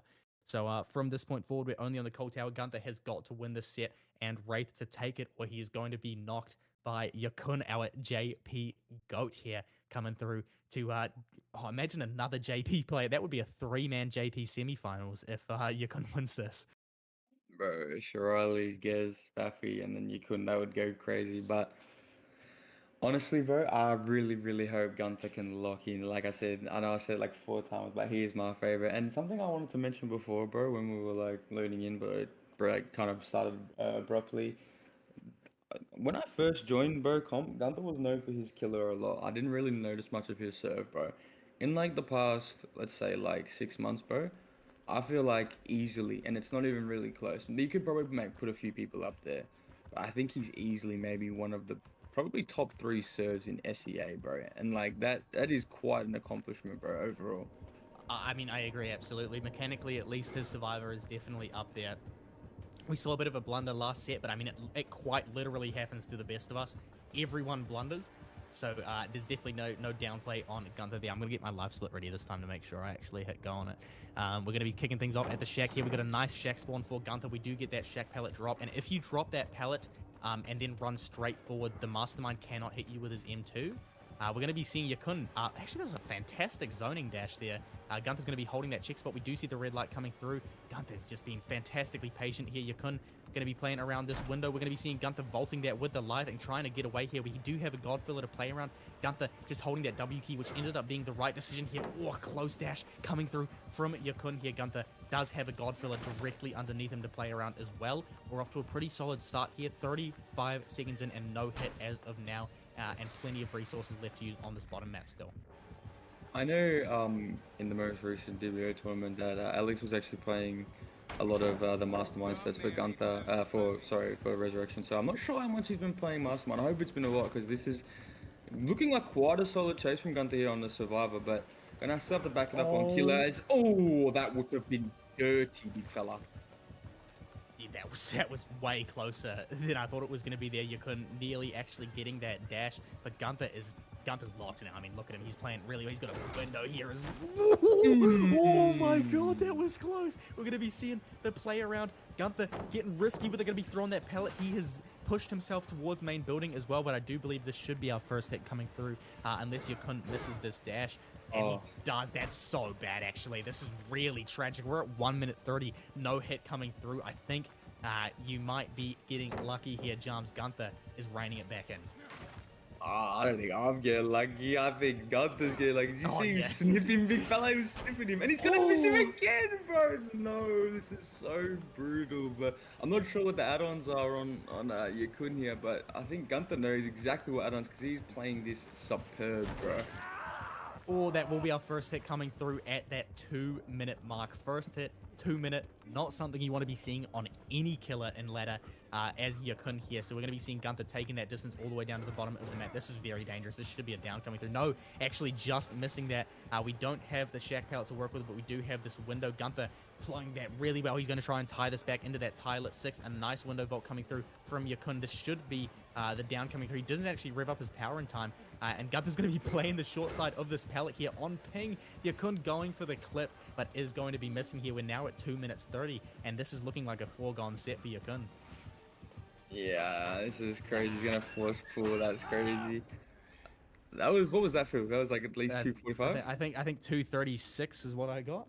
Oh, that was 9 seconds out. That's right. That is a strong, and with the brutal, so it was gloves as well, bro. That is brutal, Yeah. very brutal. Nah, such a good chase coming through from Gunther there, actually. And I mean, Yakun is now going to have to match that. Gunther is back in the game. He's not playing around here tonight. I'm actually not sure. Bulba's still no, he's not. Okay, I'll get into that later. But either way, we're going to be seeing Yakun's turn on the Survivor now. And back to what you were saying about Gunther not playing a lot of Mastermind. I actually don't think Gunther's ever really played Mastermind a lot in 4v1. But I mean, you know, that guy's always grinding. I don't think he's ever not on the game. You know. He's playing pubs, he's playing 1v1s, so I'm sure he's ready. I'm absolutely sure he's going to put on a good performance on the Mastermind. I might actually be. I shouldn't cast his Charisma again, should I? Nah, maybe not. Yeah, Maybe I should just say he's going to play awfully. You know, get run for 4 minutes. Let's see how it goes.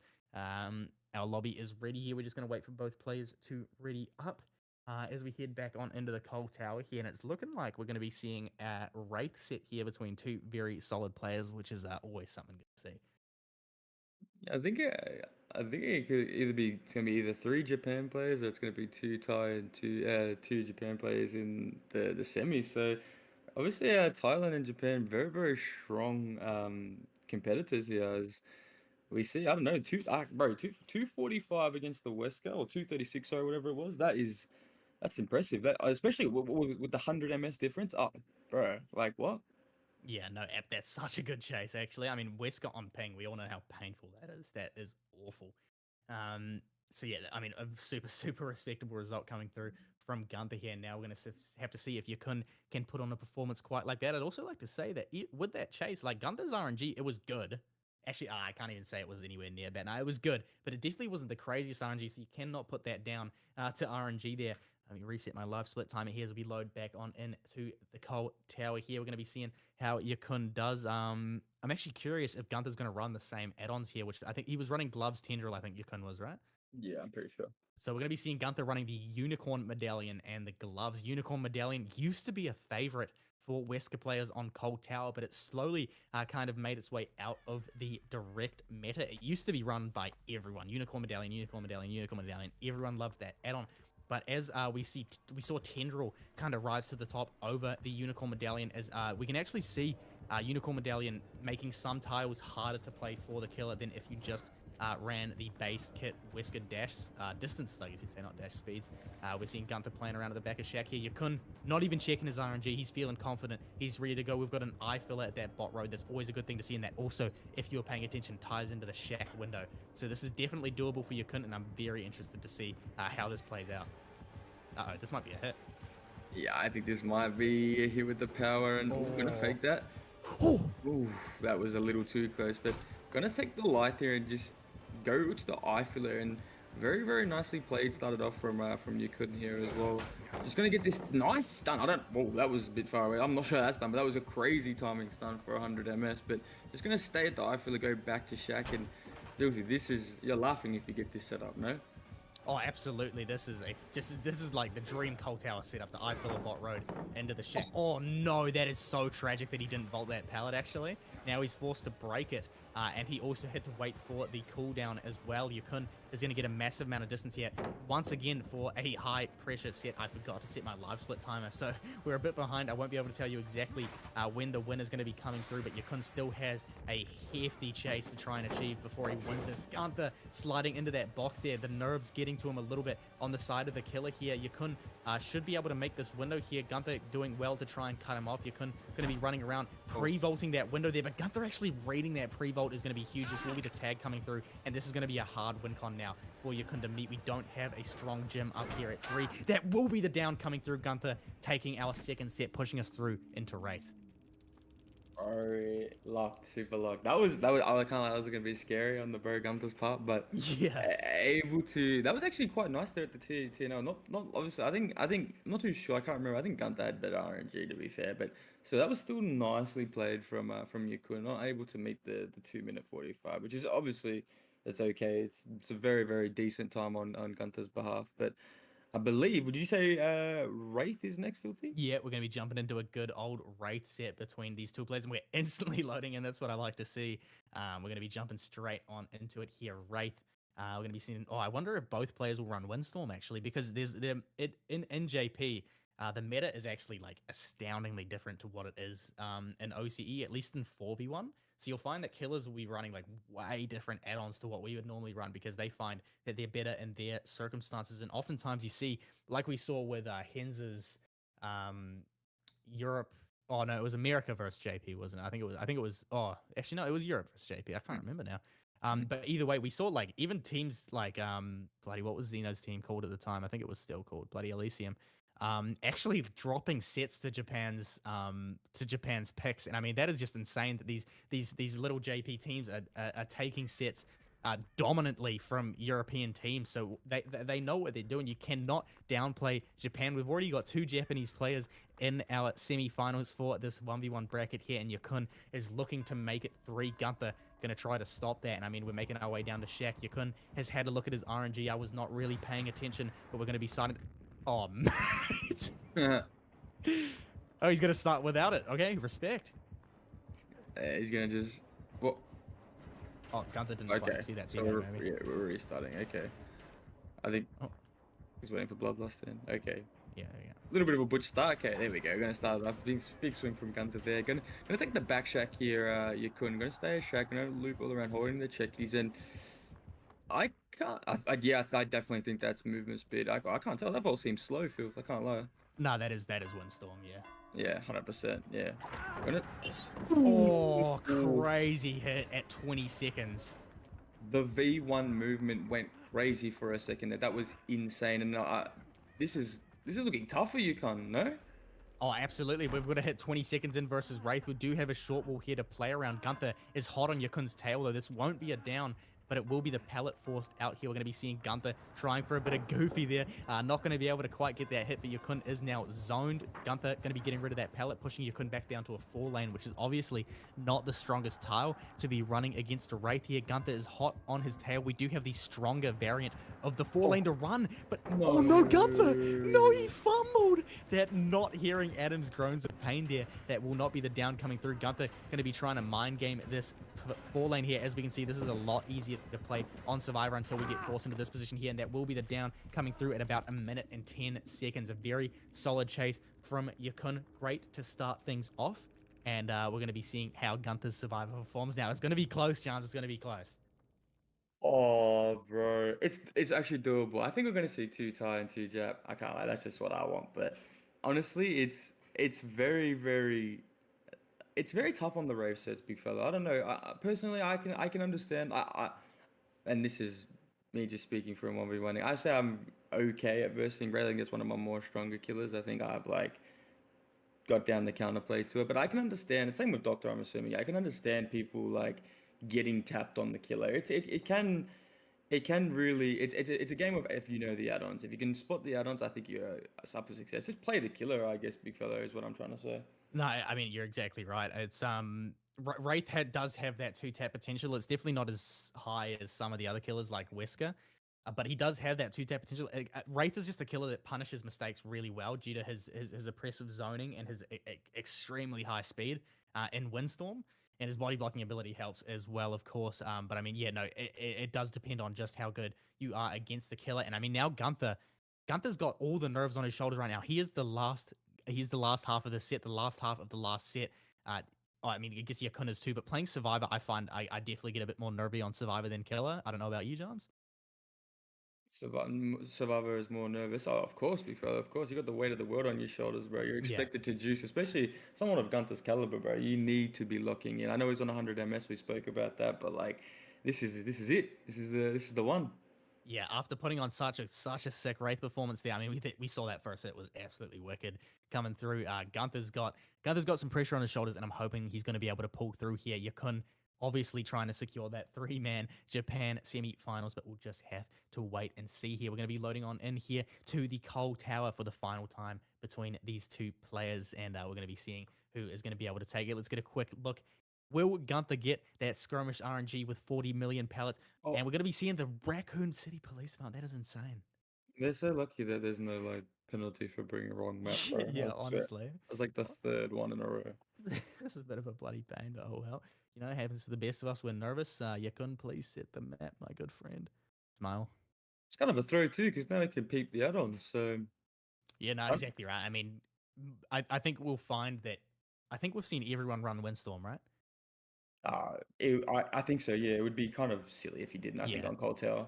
Yeah, no, I agree. I think we should, in general, be seeing everyone run Windstorm. I mean, like I said, there is the different JP meta and the add-ons they like to run. But I mean, we actually played. We were playing JP servers the other day. We ran into a Wraith running double blink, which is the cloak add-on, which is just like the stupidest thing ever. It's such a useless add-on, eh? But Mm. it was kind of oppressive if used in the right scenario. But I mean, it was just absolutely ridiculous. So unless we see Yakun running double blink, I think we should be seeing just that Windstorm and Swift Hunt meta coming through. Yakun going to be making his way back to the Coal Tower here, loading in at the logs. We're seeing that, yeah. Oh, hold on. I actually can't. I'm too pixelated to see the add-on on the right side there. I can't tell what that is. Oh, I can't tell. Looks like a wolf. I think that is Windstorm. Uncloaking. Yeah, I'm not sure. I guess we'll tell. Oh no, it's Shadow Dance. Yeah, no, So 60%. Yeah, 60%. yeah, 60% break speed. Oh, Gunther's lagging back a little bit there. Gunther's actually got his cracker on like Yakun, so we're going to be kicking things off right away here. I wonder if that Shadow Dance will actually take Gunther off guard. I know it would take me off guard. Personally, I think Shadow Dance is so much easier to play against than Swift Hunt, I believe. So like it's just so much easier. Like 60%, you can sort of. Yeah, I don't know if you saw how I believe the other Wraiths. I can't remember who it was, but he was playing so well and just holding the Wraith at bay and stunning on the pallet as well. And this is a bit ludicrous going edge map here. Z-Wall. Oh, we're gonna take a tag here. Gonna go straight Oh, to bro. Fafy. My stomach's cramping. I'm actually nervous as hell. Oh, it's No, over.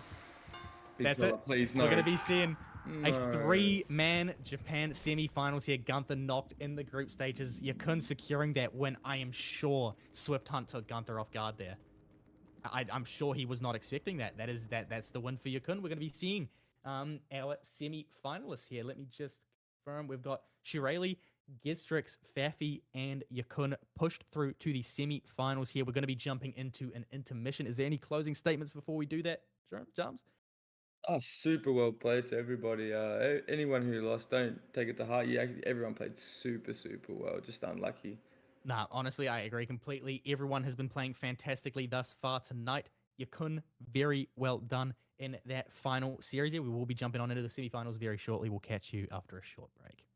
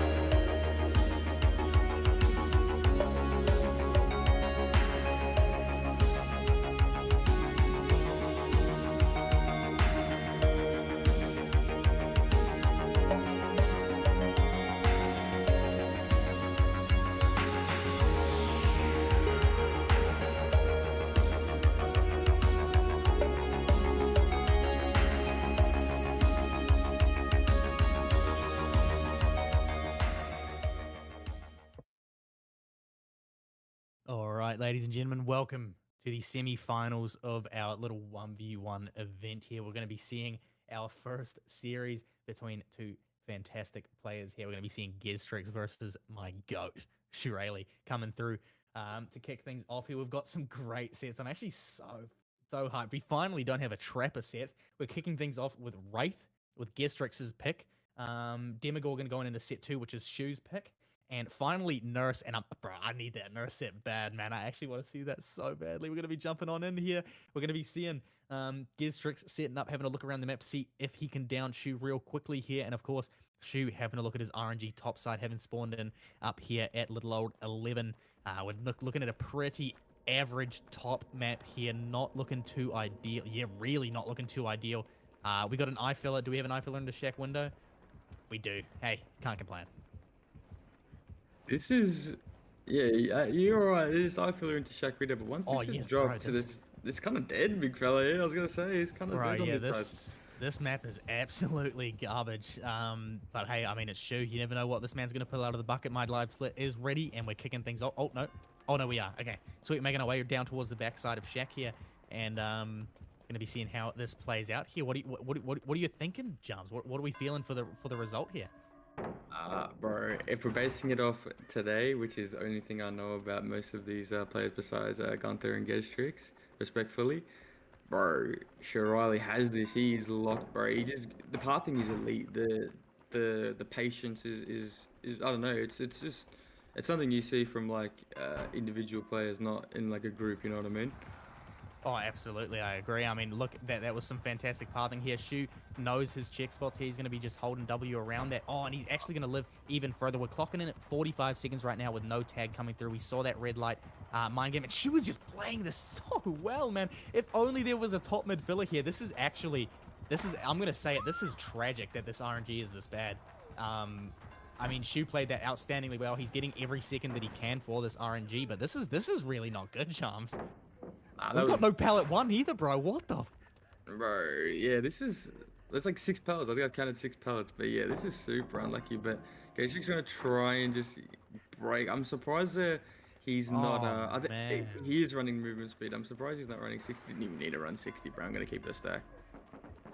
Yeah, damn, bro. This map was actually garbage. That was still a very good chase for the map. 1 minute 27, I think I got there. Yeah, wow. Unfortunate for Shu, but very well played to get every last second out of that map there. Well played for Gizri to secure it down on Shu as quickly as he did. I mean, this could still go either way. 1 minute 30, solid chase time. I'm looking at the chat as well, and that was like for what it's worth, that was Gastrix's pick as well. So Yeah, yeah, absolutely. hopefully Shirley can pull something off here on the Wraith himself. But we do have, like I said, you do have the Demogorgon and you do have the Nurse afterwards as well. And I think, if I'm not mistaken, I believe the Nurse is. I'm not sure how the PMBs are done, but it does say this was Gevstrik's pick, so it'll be Well, interesting. it just winds down to that final pick that no one's banned. But I can actually say a little bit of a background knowledge here. Shu is a very solid nurse. I don't know about Gistrix. I've never seen him play, but Shu is very solid. I consider him up there with myself mechanically. So I'm excited to see what he can do on the if we get there, of course. Hopefully, if the bro locks in, we obviously you're always Shirley lover, so for him to lock in, you need to go to that Nurse set. So it'll be good to see. It'll be good to see. I really hope. I mean, again, like you said before, bro, I'm not breaking anyone's downfall, but I do hope that Gastrix does get a somewhat similar map to what Shu got, just to make this somewhat fair. Because that was, I think that's the worst RNG I think I've seen in the past 3 months. I can't lie.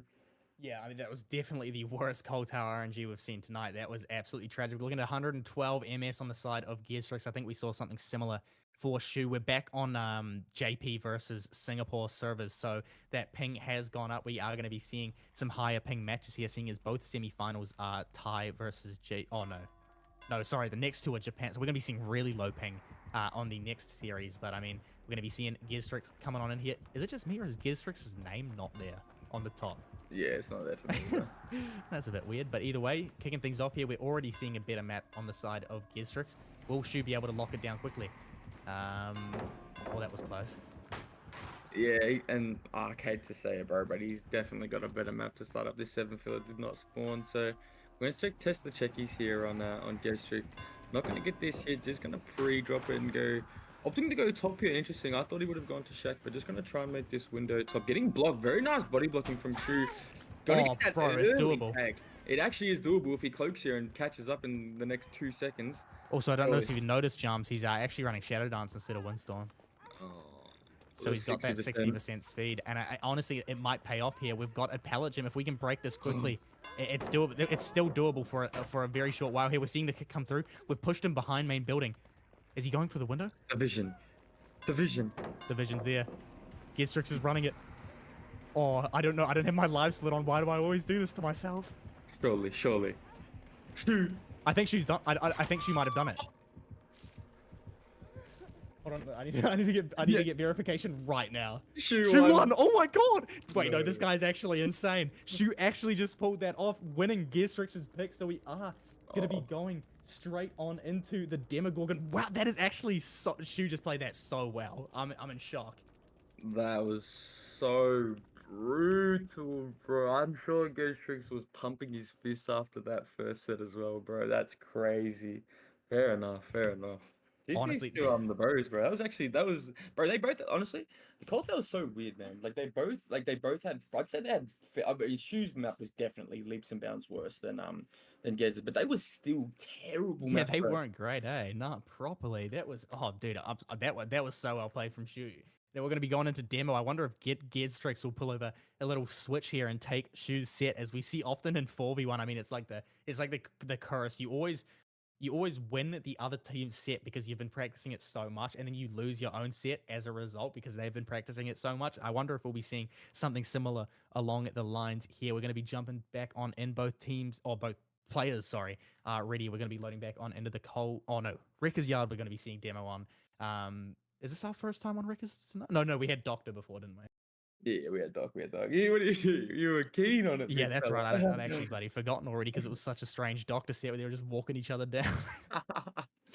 Real. Nah, but honestly, like I said, those wreckers, surely it can't be dead. Those coal maps were stinky, bro. Surely Cole has something. Sorry, wreckers has more optimal something. It's just something for the bros to work with because you know Oh no, you want to absolutely. you'd rather see honestly you'd rather see both of them get cracked maps than both of them get like obviously stinker maps, obviously.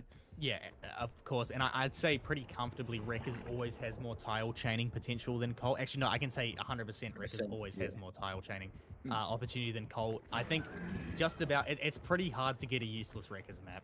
There's always going to be something for you to use because there's always going to be that fun bus spawn. Yeah, no. Oh, wait, no, there isn't always going to be the fun bus spawn. There's going to be Crane. There's going to be stuff along those lines. We're seeing Gestrix kick things off here.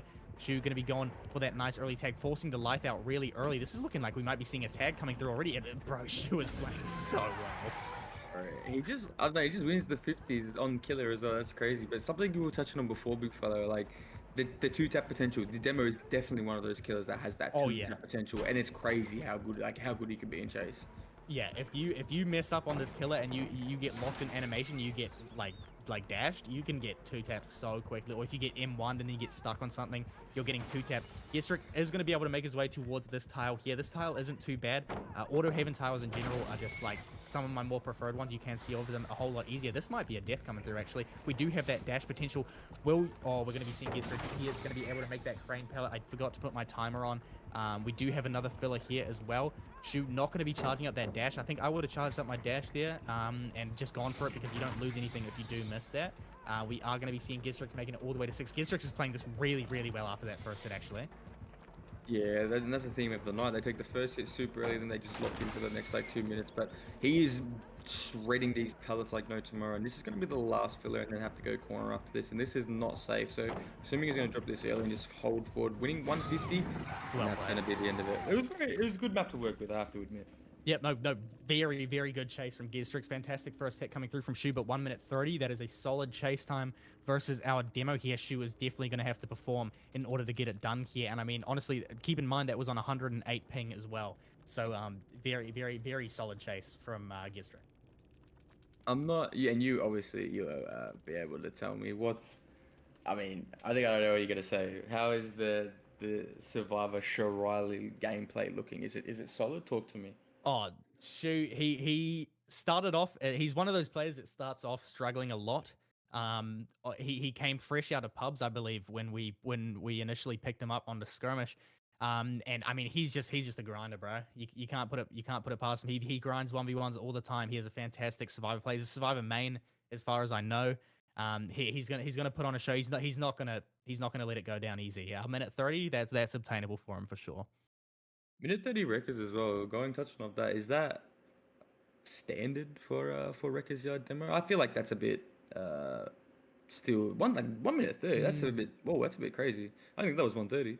130. I'd say 130 would be pretty standard. I'd say for 100 ms. I think you can push out 2 minutes on Rickers if you're playing at the highest level. But I mean, yeah, a minute 30. It's a good chase. It's not a bad chase. It's not a good chase. It's just kind of bang on there in the middle. Yeah, literally. It's doable, but it's also like you got that pressure. Like you miss a few shreds, and now you're starting to feel that pressure at a minute 30.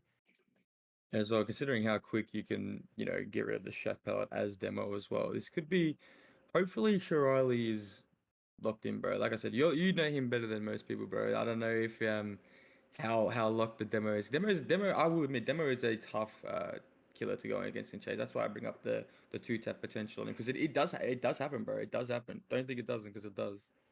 Oh yeah, all the time. There've been countless demo 1v1 events, bro, where I've just watched top 1v1 players in this region just get tapped. Like, because like you mess up one thing and then you get in one, you don't make it to the next animation in time, and you just get hit by dash, and that's it. I mean, we're going to be seeing Shu here on a pretty fire Claudette fit, if I may say so myself. He's just going to be standing here for a second, getting his bearings, and make his way over to the shack. Let's get a look at this map here. No crane at 3, which is a bit of a letdown. We do have a long wall at the exact same location that Gistrix had it. It's just flipped a different direction. We have fillers across the board here. Not a great filler here at 9. A pallet gym at 10. What's our... It looks like Fun Bus up towards 11 there as well. It's definitely doable for Shu here. He is going to have to work for it, though.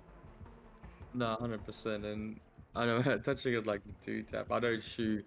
Hopefully, won't get two tap. I want to cast him as going to teabag there, but it does happen, bro. And hopefully, we see the bro lock in. Does have the light windows. Does love is a Windows lover. I do also I do find that commendable. I'm also a Windows lover, but gonna get the mind game early. Gonna drop this shack pallet, and beautiful start to this from Shirley. Gistrik's gonna be able to maybe get a potential shred here on the first pallet, but no. Shirley gonna be able to drop that easily. Yeah, no, we're up to 25 seconds here, nearly at that 30-second mark, nearly a third of the way there. Shu going to be dropping that, and he does still have his life in the back pocket here, which will be able to push him down towards this slightly stronger tile. Oh, no, actually, sorry, I lagged out there. I couldn't see where he was going. We're pushing that 40-second mark, nearly 45 here. Shu playing this really well. The pressure is on. We're going to be seeing that pallet drop coming through. We're actually going to be able to make this car pallet as well, which isn't actually too bad. The crouch might be able to come through. It will not. Shu just going to be pre-dropping that, which is a very risky game here. We're going to have to try pull 30 seconds out of this pallet here, which is, I mean, chances of doing that are pretty low. This should be the down coming through onto Shu here, and the set when going through to Gistrix here. So we're pushing just 1 minute and 1 second. 1-1, I believe, yes. Yep, that is correct. Okay, 1-1. Nurse filthy. So, Oh yeah. this is all again, bro. This is all you. Take it away. Talk me through the nurse lobby ones. Oh, bro, people be hating on Nurse in ladder. And I mean, I can definitely understand it. This is not the most fun killer to play against in ladder, because on Cold Tower there is actually there's only so much you can do in chase on Survivor, unless you have to be kind of like, to get a chase above 38 seconds, 40 seconds. You have to have the killer make mistakes instead of the Survivor playing well. So it's literally just going to be a matter here, I'd say, of who's the better Nurse. And I've never seen Gistrix play, so I'm excited. Is it true? I'm not sure with the new. I'm not sure how the rule set is for starting on nurse on this, but is it true that if you now double blink and use both your blinks to start in 1v1, you can just hold forward to main on call without getting tagged? I'm trying to think. Double blink, no swing, all the way to main. I think you can. Yeah, I think even with a blink swing, you can make you as a survivor can. Oh no, blink swing you don't. You make it about to 2 at the most. No double blink and double blink fatigue with no swing. You don't make main. No, absolutely not. Or if that's the start, well, that's it. Might be we might see unironically maybe more, not as long, but decent, definitely more longer chases on the nurse, because if you're able to hold forward to main, you're not able to double blink catch up. It's sort of brutal if they get that life off at main. You can sort of break LOS back, but Yeah. I don't know, bro. I don't really do nurse ones. I just get tapped in nurse ones. Yeah, it's kind of hard to do anything else. Could I just confirm, ref team, is it Blink Swing? Yeah, how do you start? Actually, that is a good It question. should be Blink Swing. That's the best way to start Nurse ones. I think that's what I made it initially. Double Blink Fatigue. Okay. Um, yep. So Brutal. that is going to be the start. We're gonna have to wait for those two charges to come back, and I mean, we're just gonna have to wait and see. We're also not allowed to insta drop Shack Pallet. Apparently, interesting. I like the different kind of rule set here. Um, the fatigue is longer now. Really? Oh, I did not know this actually. Oh man, I haven't been playing my nurse enough. Yeah, so we're gonna be loading on in here. I think we're gonna be seeing Gestrix on the nurse first as we jump on into the coal tower here. We've got the blighted saw here. And we're going to be making our way down towards this bottom side of the map here. Shu spawning up top. Of course, RNG is not a big factor when it comes to nurse. You just want to hope you have some rocks and trees down that right side of the map to block LOS when you first leave Shack. Everyone tends to path the same way off the go. As nurse here, and it looks like we do have some LOS blockers up that right side of the map. You do just kind of want to run up three. Unironically, him having like dead mid and like dead sort of like all around this right side is like good for him. Like you said, Grelowest blockers. And was that, am I skitching? Was that double blink? I couldn't tell, to be honest.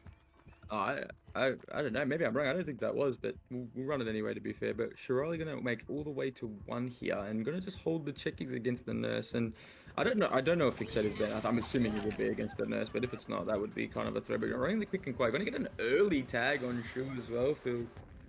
Yeah, no, this is looking a little bit dodgy here. Gistrix waiting out that like perfectly in the life coming through, and a fantastic life coming through from Shu that will buy him a few extra seconds. Man, that pulled me to the edge of my seat. I thought Gistrix was going to second blink and land that there. It had me freaked out for a second. Shu with some good pathing here, blocking that LOS, making his way down towards the Shack. Gistrix blinking for that. Shu will be taking the down here. I forgot to put my timer on, so let's just see what that clocks in as. But I think that was roughly 50 seconds. Yeah, 52 seconds coming through from Shu's survivor there. That is a pretty solid result versus the nurse. It's winnable and it's losable at the same time. It's going to be a close one. Yeah, definitely should be. I'm just trying to get confirmed that he double blinked. Yeah, I don't think he double blinked. So I'm not sure, Filthy, you might be able to enlighten us what that would Let me mean. just have a look.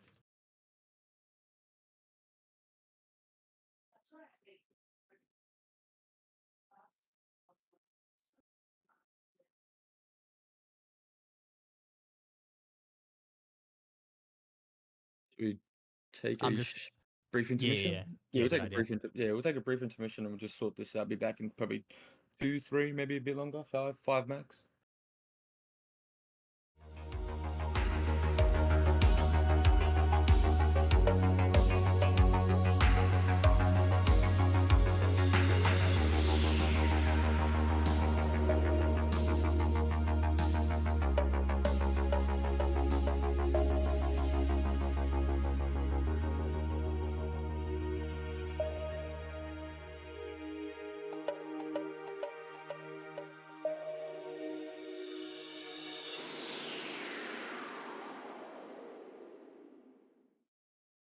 Okay, and we're back. Sorry about that. We do have confirmation that Gistrix did double blink. We couldn't quite tell. The sound cues were a little bugged, at least on my side of the stream here. So we just had to make sure and make sure the entire thing is staying fair here. We're going to be loading on in here Shu on the nurse with a win condition of sub 52 seconds here. Oh, sorry, we're not loading in quite yet. But as I've said, I think I said this before, Shu is a solid nurse player. Mechanically, he is definitely, he knows what he's doing. Gistrix seemed to know what he was doing as well. He's very, very patient on those blinks. Oh, actually, I think we've got an interesting build coming through here from Gistrix, if it's allowed. We're just validating that possible double exhaustions. I'm not too sure if that is allowed. I think it is one exhaustion, one chase. At least it is in most ladders. Yeah, no, that is not allowed. I was about to say that's an interesting build, but no, that is not going to be allowed. So we're going to give it a second. um, Life and balance. I don't get. Is that just for most optimized that's just pathing? like, yeah, you get, I guess you get the best of both worlds. If you make main, you can use that balanced landing because of course Cold Tower main literally gets like, I think it's like bloody 10 times stronger if you have balanced landing. It's actually a good main building if you have balanced, and Yeah. especially versus nurse. I mean, balance is just it's just a solid perk all around. You can use hills and stuff as well. because you can avoid that. You can avoid that blink using the jut on the hill on Macmillan Hills, sorry, and then you can drop down and use that exhaustion to get just massive amounts of distance away. So no, we will not be seeing that come through. I wonder if Gizrix will win Lyth or Balance. So I think Lyth is definitely the safer pick. I'd say he's almost definitely going to go with that, but I think we're just about ready here. I think if you're doing, I believe I'm gonna say like I'm skitting. I believe it is two blink and swing. I believe is how the start is going. With that start, I would just send the balance, bro. You could make main off that, I believe. So that could be definitely a shout, I believe. Yeah, it could be. I mean, in worst case, even if you don't make main, you could go to the hill instead, and use that yet again. I think balance is a great perk. I just do think Lyth is that safer pick. But I honestly, I'd respect it. I'd respect it massively if he did run balance, to be honest. Yeah, might be a bit of a throw, but maybe not. I don't know. I was actually going to ask you while we were sitting, waiting for the lobby to load in. What is obviously you said obviously you're taking life. What is the second like the best exhaustion? Is it quick and quiet, bro? Is it resi? What are you Oh, vibing with? best chase perk you reckon for Nurse? Just like the best overall two perks because you get the Overall one two chase and perks. then the one Ooh. chase. Yeah. Um. Oh man, that's a good one. Honestly, I'm liking what Gistrix is doing with the urban evasion. I'm just trying to think. I don't actually know what isn't allowed in this. I know back. I'm not gonna lie. Back in when I played OC ladder consistently, I literally could not have cared what my second perk was. I literally only ran life. But I actually, honestly, I couldn't tell you. To be honest, I don't know what I would choose as the two best combos. I'd literally just chuck life on, and I wouldn't care about my second. But I'm liking what Gistrix is thinking with the urban evasion. Yeah, I wonder if fixated is banned. I'm assuming it would be, but like that would if it's not, I don't know why we're not running that. It has to be if no one's running it. That's just crazy. But yeah, urban invasion field. I think yeah, definitely probably the play. I think low key they're counteracting the sound that the survivor makes, like kind of disguising the footsteps and playing the LOS blockers. I think that's your only shot on Cold Tower, bro. Cold Tower, I think it's should be known. Cold Tower is not the easiest map either to verse nurse on. Like it is a very small map. No, it's not. There's definitely a skill ceiling, and Shu has actually lost Gistrix here, and we've lost massive amounts of distance here. This is now going to be extremely difficult for Shu to win. A fantastic blink coming through to the main building here, but he still doesn't have LOS, and Gistrix is going to be using that urban evasion to sneak back past. And I'd say just about, if this blink cycle misses, it's going to be just about over for Shu here. I think we're sitting at about 40 seconds here on the board. Even with a 2-tap, now if Gistrix hold W and hit that life, it is going to be just about over here, I think. Here comes that second blink coming through. A fantastic blink coming through. No, I think we've actually just lost. Yeah, that's super unfortunate. So that will be Gistrix winning the set between. So I believe showing up for Japan, beautiful. Whoa, I was gonna say beautiful. Yeah, Japan aren't getting unlucky. That was very nice. So the favorite getting knocked out pretty. No, I would say early semifinals are still very, very respectable, but very, very well played from Gistrix. Yep, no, that was so close. Look at those sets. They were both of them, all three of them, sorry, were so close in numbers. That nurse set was close. Demo was still 30 seconds apart. Gistrix winning very, very comfortably. But I mean, yeah, no, all those sets were really good. I really enjoyed it. The Wraith set was ridiculously close.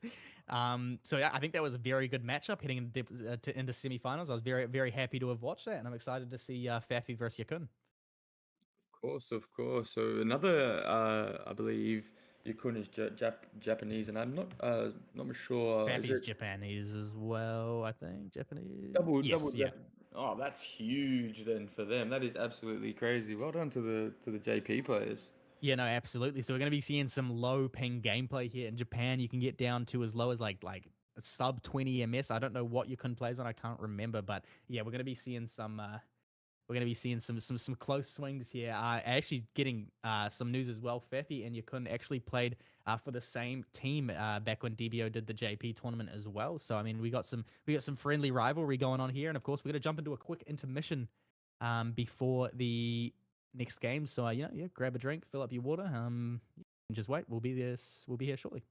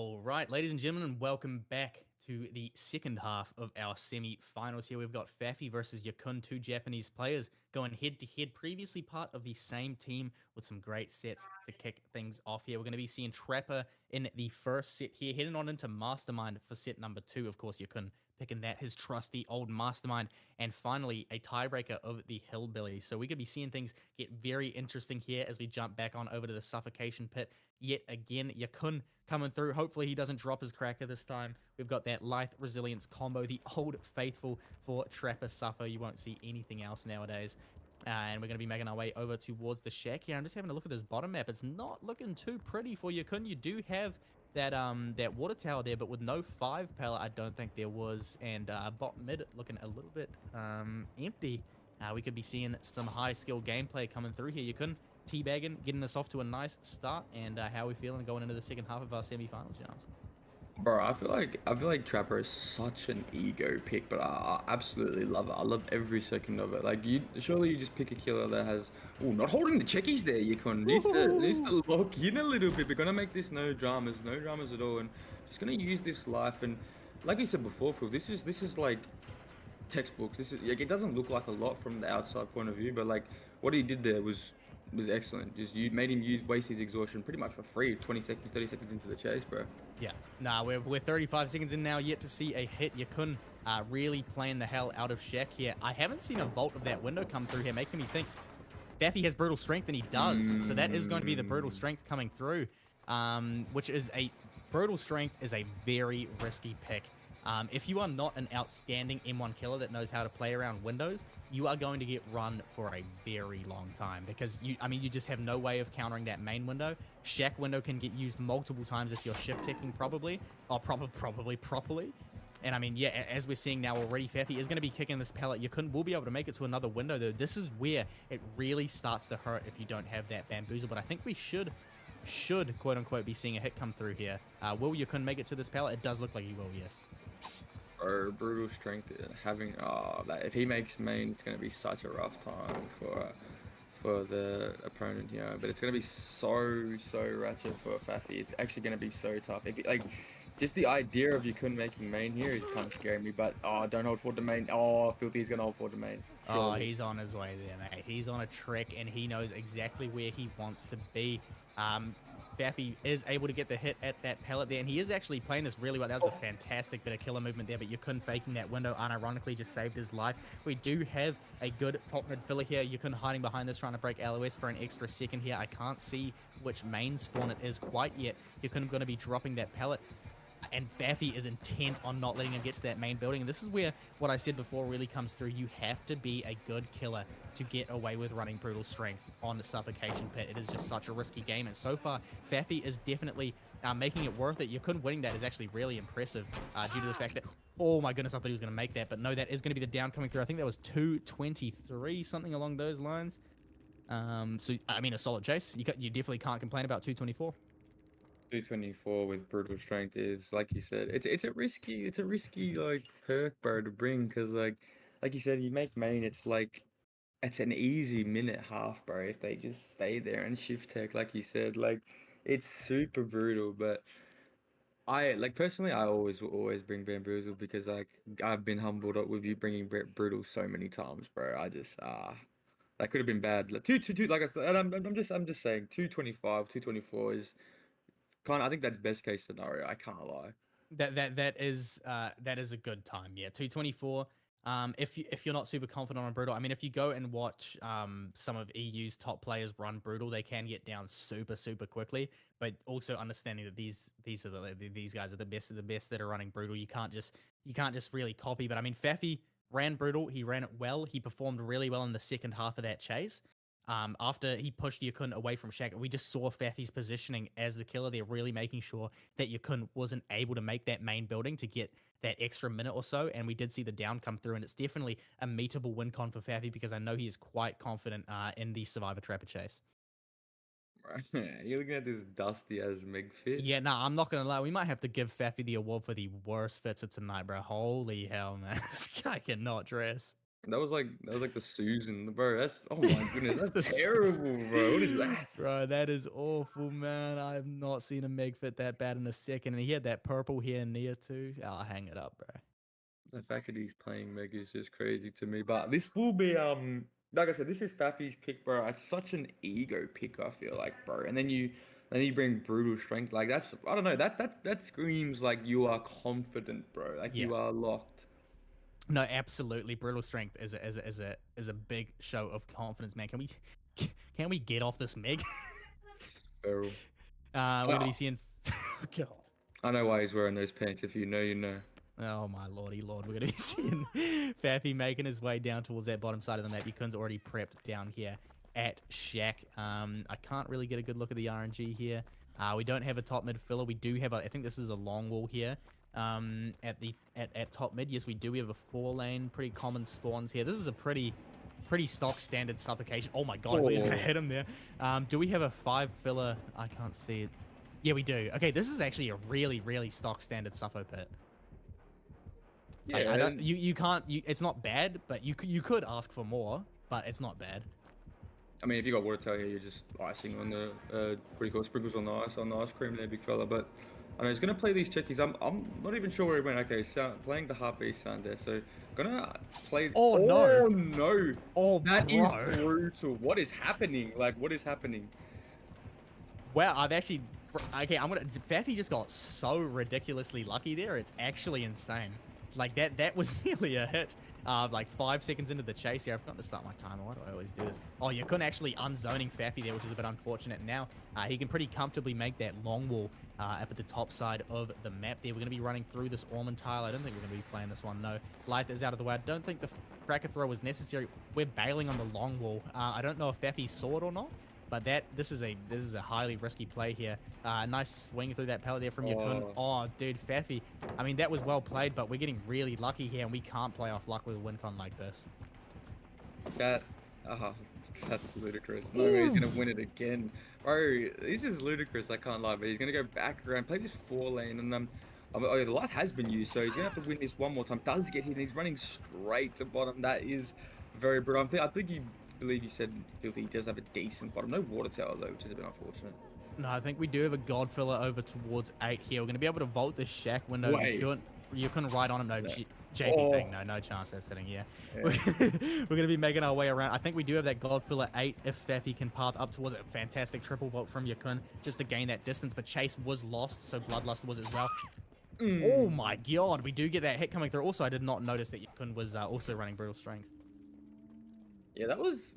I mean, 135 is not a bad chase. Obviously, it's going to be the. I believe that is the set win to Yakun, I believe. Yes, that is correct. Yeah. Yeah. So that's very. And that, again, that's his pick as well. I'm pretty sure. So that is, bro. That screams like confidence, bro. That you're doing. I'm surprised as well that they both bring brutal strength. That is like. That is just so uncommon. That's like an ego battle between these two. Oh, absolutely. I mean, I'm respecting it. They're two past teammates going in with a bit of an ego battle. You know, I honestly, you couldn't picking brutal as well. That's actually gained massive respect from me. I'm very excited to jump on into this next set of the Wesker here. You couldn't is going to be chucking his perks on, and oh my god, what's going on? Shoutcaster chat. We're going to be jumping straight on into the coal tower here. And having to go on the Mastermind. I don't think I've ever seen Fafy play Mastermind, so I'm a little bit worried for him. I mean, look, he's proved that he's a decent killer, bro, decent survivor. So I'm sure he'll be able to live up to the, I guess, the expectations is the word we should use here. Considering he's got a lot of people watching him right now, so he needs to perform. So this is going to be Fafy's pick as well, I believe. So yes, it will be. So this is going to be quite the interesting one, bro. No, this is Yakun's pick, Mastermind. My bad. Sorry, this is this is Yakun. We're going to be loading back on into the coal tower. You can back to hug taking trees, his favorite pastime, and we're going to make our way down towards the Shack. We do have, this is the better eye filler into Shack combination here with that long side going into the window, at least in my opinion. Oh, it's not actually into the window, so this is just an eye filler here. It's still very strong to have this tying into Shack, but I mean, with that bloody matchsticks tile at 5, we could definitely be asking for better. But Fafy's got stuff to play around. He's actually going to go for a bit of a jog here and have a look at his RNG, making his way back down to the shack now. He's looking locked and ready to go. We're going to be starting this off with a teabag, and the timer is running. We're getting going here. Starting on the non-pallet side is a bit risky here. If Yakun plays this, probably this is going to be a hit very early here. If he hits this and he doesn't, that JP ping coming through, I swear Wesker breathed down Meg's back there. That was very, very close. We're going to be taking chase to the... Yakun, wake up, buddy. Bro, that's where the JP players do not play off check spots. They just play off instinct, bro. I swear, I've not seen any check spots at all. But gotta drop this. He's gonna bolt. I think this. Does he know? He does know. Okay, fair enough. It's still gonna be life used at shack. So very nice from Fafy here to start this chase. We're using only the filler, the best filler. Only what, 45 in? Yeah, something like that. We're sitting at 43 seconds right now. Fafy is going to be playing around the matchstick tiles. A nice pre-vault coming through there, but this will be the first hit of the match coming through. Yakun doesn't have to look up at that one. Oh, we're mid-vaulting that. We've just lost massive amounts of distance. We're going to get tapped here, I think. Oh, what a dash! That was fantastic. We're looking at 59 seconds. I think they're really well played from Yakun. That was cold, bro. Just under a minute. Yeah, 58 seconds. That was very, very well played. I thought, honestly, I'm not going to cap. I thought that was going to be more of a juicer because the start was actually quite decent. But just getting two tapped, bro, the mid-vault at the matchsticks was just not it, bro. Yeah, no, I don't know if Fafy lagged there or what happened, but that was a bit of a misplay coming through. And our lobby has crashed, it looks like. Oh, hold on. No, the lobby hasn't crashed. Wait, no, yes. Wait, I'm actually tripping nuts. Fafy still has to play killer. I thought you could have just won that there. But yeah, no, I mean, it's still, Fafy is still in the game. A minute is still obtainable with Wesker's 2-tap potential here. We are going to be reopening this lobby real quick. Apologies for the delay. But yeah, no, I mean, what do you think? A minute, Jams. You think Fafy's going to be able to pull it back? We saw his trapper was pretty damn solid. It was definitely up there with Yakun. So what do you think's happening here? Do you think he's bringing it back, or do you think this is going to be Fafy's ticket out of the trial? Like I said, bro, respectfully, this is the two people I knew the least about, respectfully. So I said to you, this is like the most like neutral set for me because I don't, like I said, respectfully know anybody. But bro, they are making me know who they are, Oh, real. absolutely. Bro, Yakun comes in and just dominates, bro. First set like it was nothing, bro. Just calm, clean, bro. And then on the first, bro, Fafy, bro, just like just super clean from him as well, bro. Just all round, like it's just good. Like there's so much good wide variety of competition. And one thing I will say, bro, I'm seeing why Yokan picked Mastermind as his killer, bro, as well. By the way, because even considering the start from Fafy was good, I will say, but we're forgetting he did dodge that one dash that could have been a hit if the MS was a little bit higher. Oh, absolutely. It could have been. Like I said, I swear he breathed down her neck. We are going to be jumping back on into the cold tower here, but I completely agree. I mean, these players, everyone tonight has been playing like damn near outstandingly. We've seen a few dodgy sets here and there, but I mean, everyone slips up, everyone makes mistakes. Apart from that, everyone's been playing really well. It's been a really entertaining event, and I'm not gonna lie, it's been a while since I've been on the casting desk. But in general, 1v1 events tended to be my least favorite things to cast. But this has been one of my favorites. I mean, I've casted some pretty big grand finals and stuff, but this has been really, really entertaining, even up there with those. I've really enjoyed this. So I think these Asia comp players are really going to start to make a name for themselves as they keep playing like this. Oh, of course, bro. And all the inside that Shoutcasters chat keeps giving me about all these players, and it kind of makes you like, more what's the word, engaged, more invested. But gonna see the quick teabag from Yukon here, and this is I believe I saw a great map. I can't remember though. I think Like, you are right, yeah. hmm. We are going to be seeing Yakun dropping that short wall there, making his way around. He still has the life in the back pocket here. He's going to be making his way around towards the pallet, coming in, actually dodging behind this wall here. I can't quite see where Fafy is. I don't know if he used his dashes or not. You're going to be playing these check spots, making sure he doesn't get caught off guard. Fafy going for some dodgy stuff behind that window there. Oh, a nice dash coming through. That will be a hit coming through. Wait, this is no. That was 28 seconds. If that landed, it was doable, but now I don't think it really is going to be. We're going to be making our way all the way up towards 1. We have a pallet gym at 3 as well to use after the hit comes through. Great patience coming through there from Yakun. He's going to be able to make that window as well. I'd go ahead and say this is just about over here. We've got 10 seconds left on the clock. Oh. No, that is so tragic. That will be the Vault coming through, swinging for it. Last-ditch effort, but Yakun will be confirming the win for the semifinals here with a clean 2-0 sweep of Fafy. So, I mean, we know who our matchup's going to be. Yeah, that was crazy. You can't just playing crazy, bro. Like, absolutely insane. Like, this is crazy. He makes main of this without a tag as well. Yeah, he sort of got away with it, as the boys would say. He got away with it at Edge Map 4, but, you know, we roll with it. You need a bit of luck to win these tournaments, like, to perform well. You always need a bit of luck. No, exactly right. Fafy is coming through with the mind game. I think that one actually paid off. We're going to be seeing Yakun getting that slowed, hindered effect here due to the Wesker's ability, but I am pumped to see Yakun versus Gizri. I mean, that's one of the best from each regions just plucked out and placed against each other. I'm super excited. Fafy going to be getting that down there at about 1 minute and 46 seconds. Very well played, Fafy. You played outstandingly, but Yakun will be advancing to the finals here. It will be Yakun versus Gizri, one of the best in Japan versus one of the best to do it in Southeast Asia. I hope you're all nearly as excited as 152. Oh, I got my time wrong, didn't I? Yeah, sorry, Leggy. Anyways, we're gonna be we're gonna be catching you after a very short break. Get pumped, and we'll see you very shortly for a fantastic finals.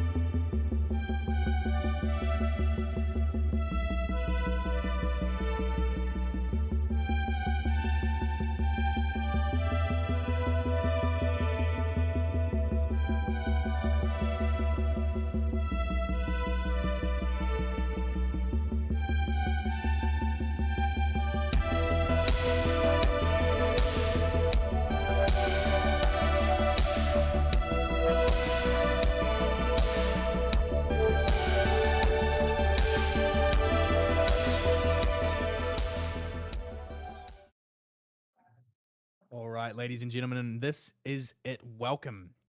We have seen the past few hours all boil down to a fantastic final between two of the best players in the seed. Yakun out of Japan and Giztrix out of Thailand. Two fantastic players going head to head here in a best of three grand final 1v1 tournament. We're going to kick things off with Yakun on the nurse. Now, Yakun, in case you don't know the lore, is considered quite possibly the best, one of the best, if not the best, nurse in Japan. He's a fantastic player.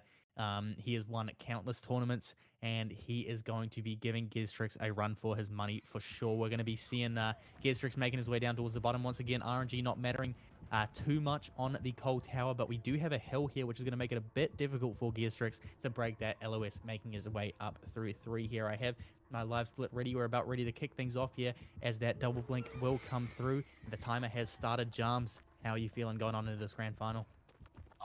Keen as a bean, big fella. Always excited to see nurse sets, bro. I know that obviously, like you said, they're not the most beloved, but it should be good. It is a test of, the highest survivor game. Holy. That was nasty. Oh my lord, big fella. Oh my.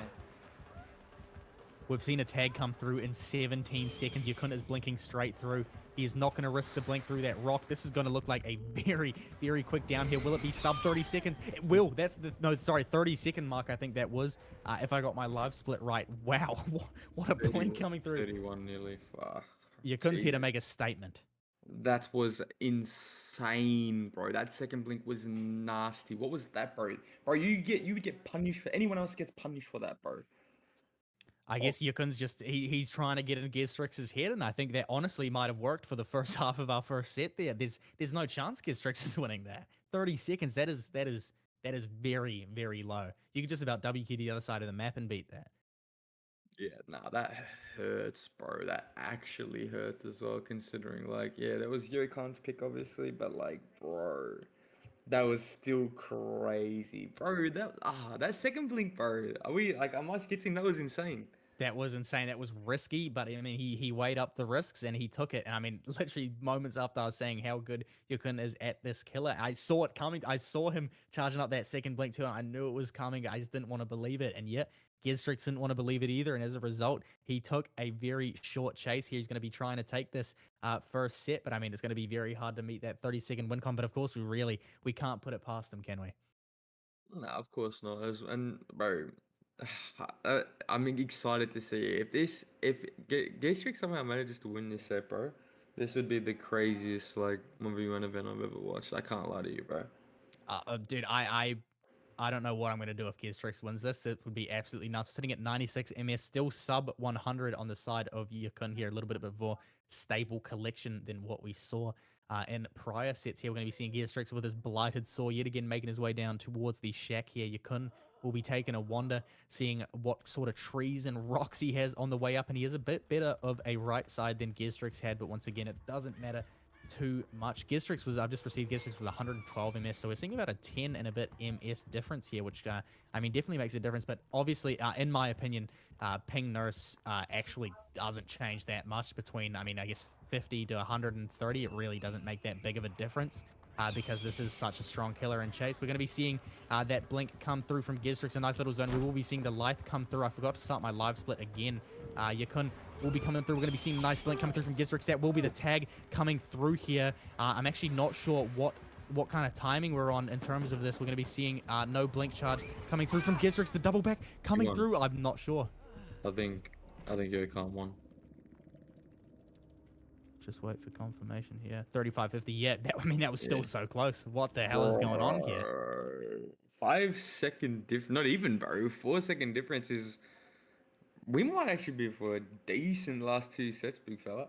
Oh, I'd say you're absolutely correct here. We're going to be jumping on into the next set, which was what was it, Wraith? Yeah, no, I mean, I'm excited to see. This might be a lot closer than we initially thought here between Gistrix and Yakun. The ping coming through. Yakun does have that slightly lower ping, but Gistrix was able to shut down that chase so quickly with a fantastic couple of blinks there. So, I mean, I'm excited to see what we're jumping into on the Wraith here. Loading back into Coal Tower. Our final set, I'll just let you know, is Trapper. We've got Nurse coming through with Yakun's pick, Wraith coming through with Gistrix's, and Trapper as the tiebreak. So very solid few sets. Both players being very talented at all of them, and I'm quite excited to see how this is going to play out here. I definitely think Gistrix is the better Trapper 1v1 player in terms of that. So I think Yakun really has to try and shut it down this set. If he lets it go down to that tiebreaker, he is going to be on the back foot.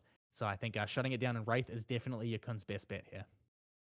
100% as well. You saw how, like, Nutty Gaztrix was playing on Survivor as well against Trapper M1, just M1 in general, bro.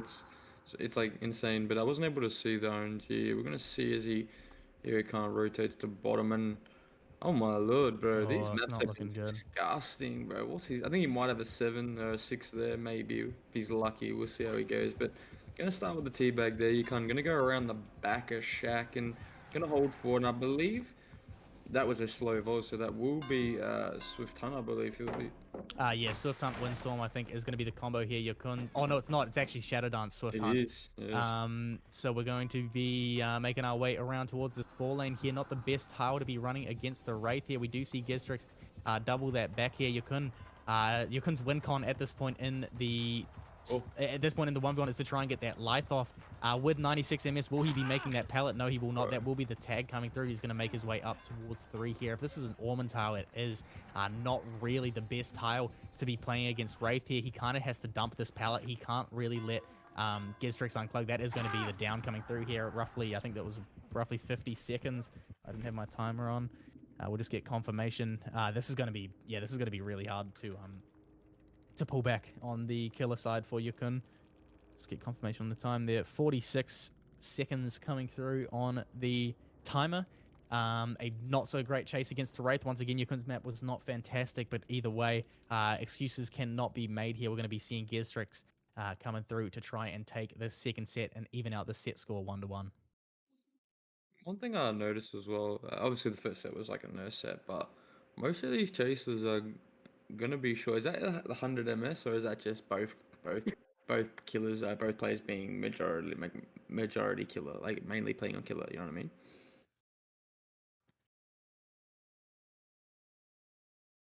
I think Filthy's gone to get some water, so I was just talking to myself. But nonetheless, very well played from Ghostrix there.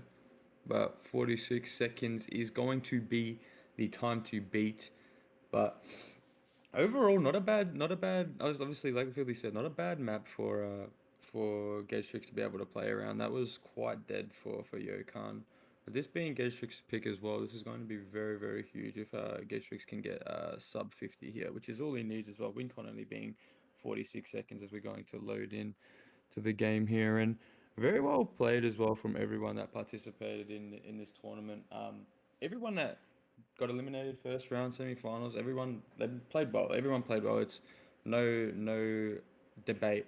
Everyone who was in this tournament deserved to be in it. So very well played from everybody. But the two people in the grand final are definitely the most deserving, Ghostrix and Yokan. Yokan Very unknown player. At least to me, I don't know. I'm a bit of a newbie, so definitely unknown. But I think is the bro back, the brother? Yeah, the bros. Sorry, I actually just inhaled like a half liter of water into my lungs while trying to drink, and then started dying as you were asking me a question. So, but in terms of Yakun, he's very well known in Japan, not in OCE.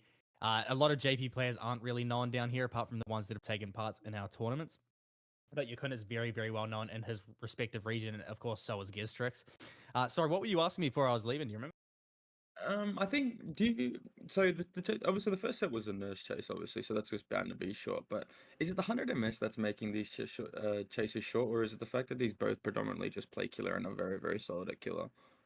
Oh no, dude, That's this is rough. bad. I think Ping is not playing a huge impact on these chases. I think what we're seeing is two very good killer players and two survivor players that are competing for something, and naturally those nerves are going to come through. That Swift Hunt is going to come through as well. This is actually doable for Yukon. There's no way. If oh, this could be so bad. He's Oh, triple. That's it. Yukon's going to win. so it's Yukon's going to win over. the grand finals. So it's over. Oh my god! Wait, no, wait.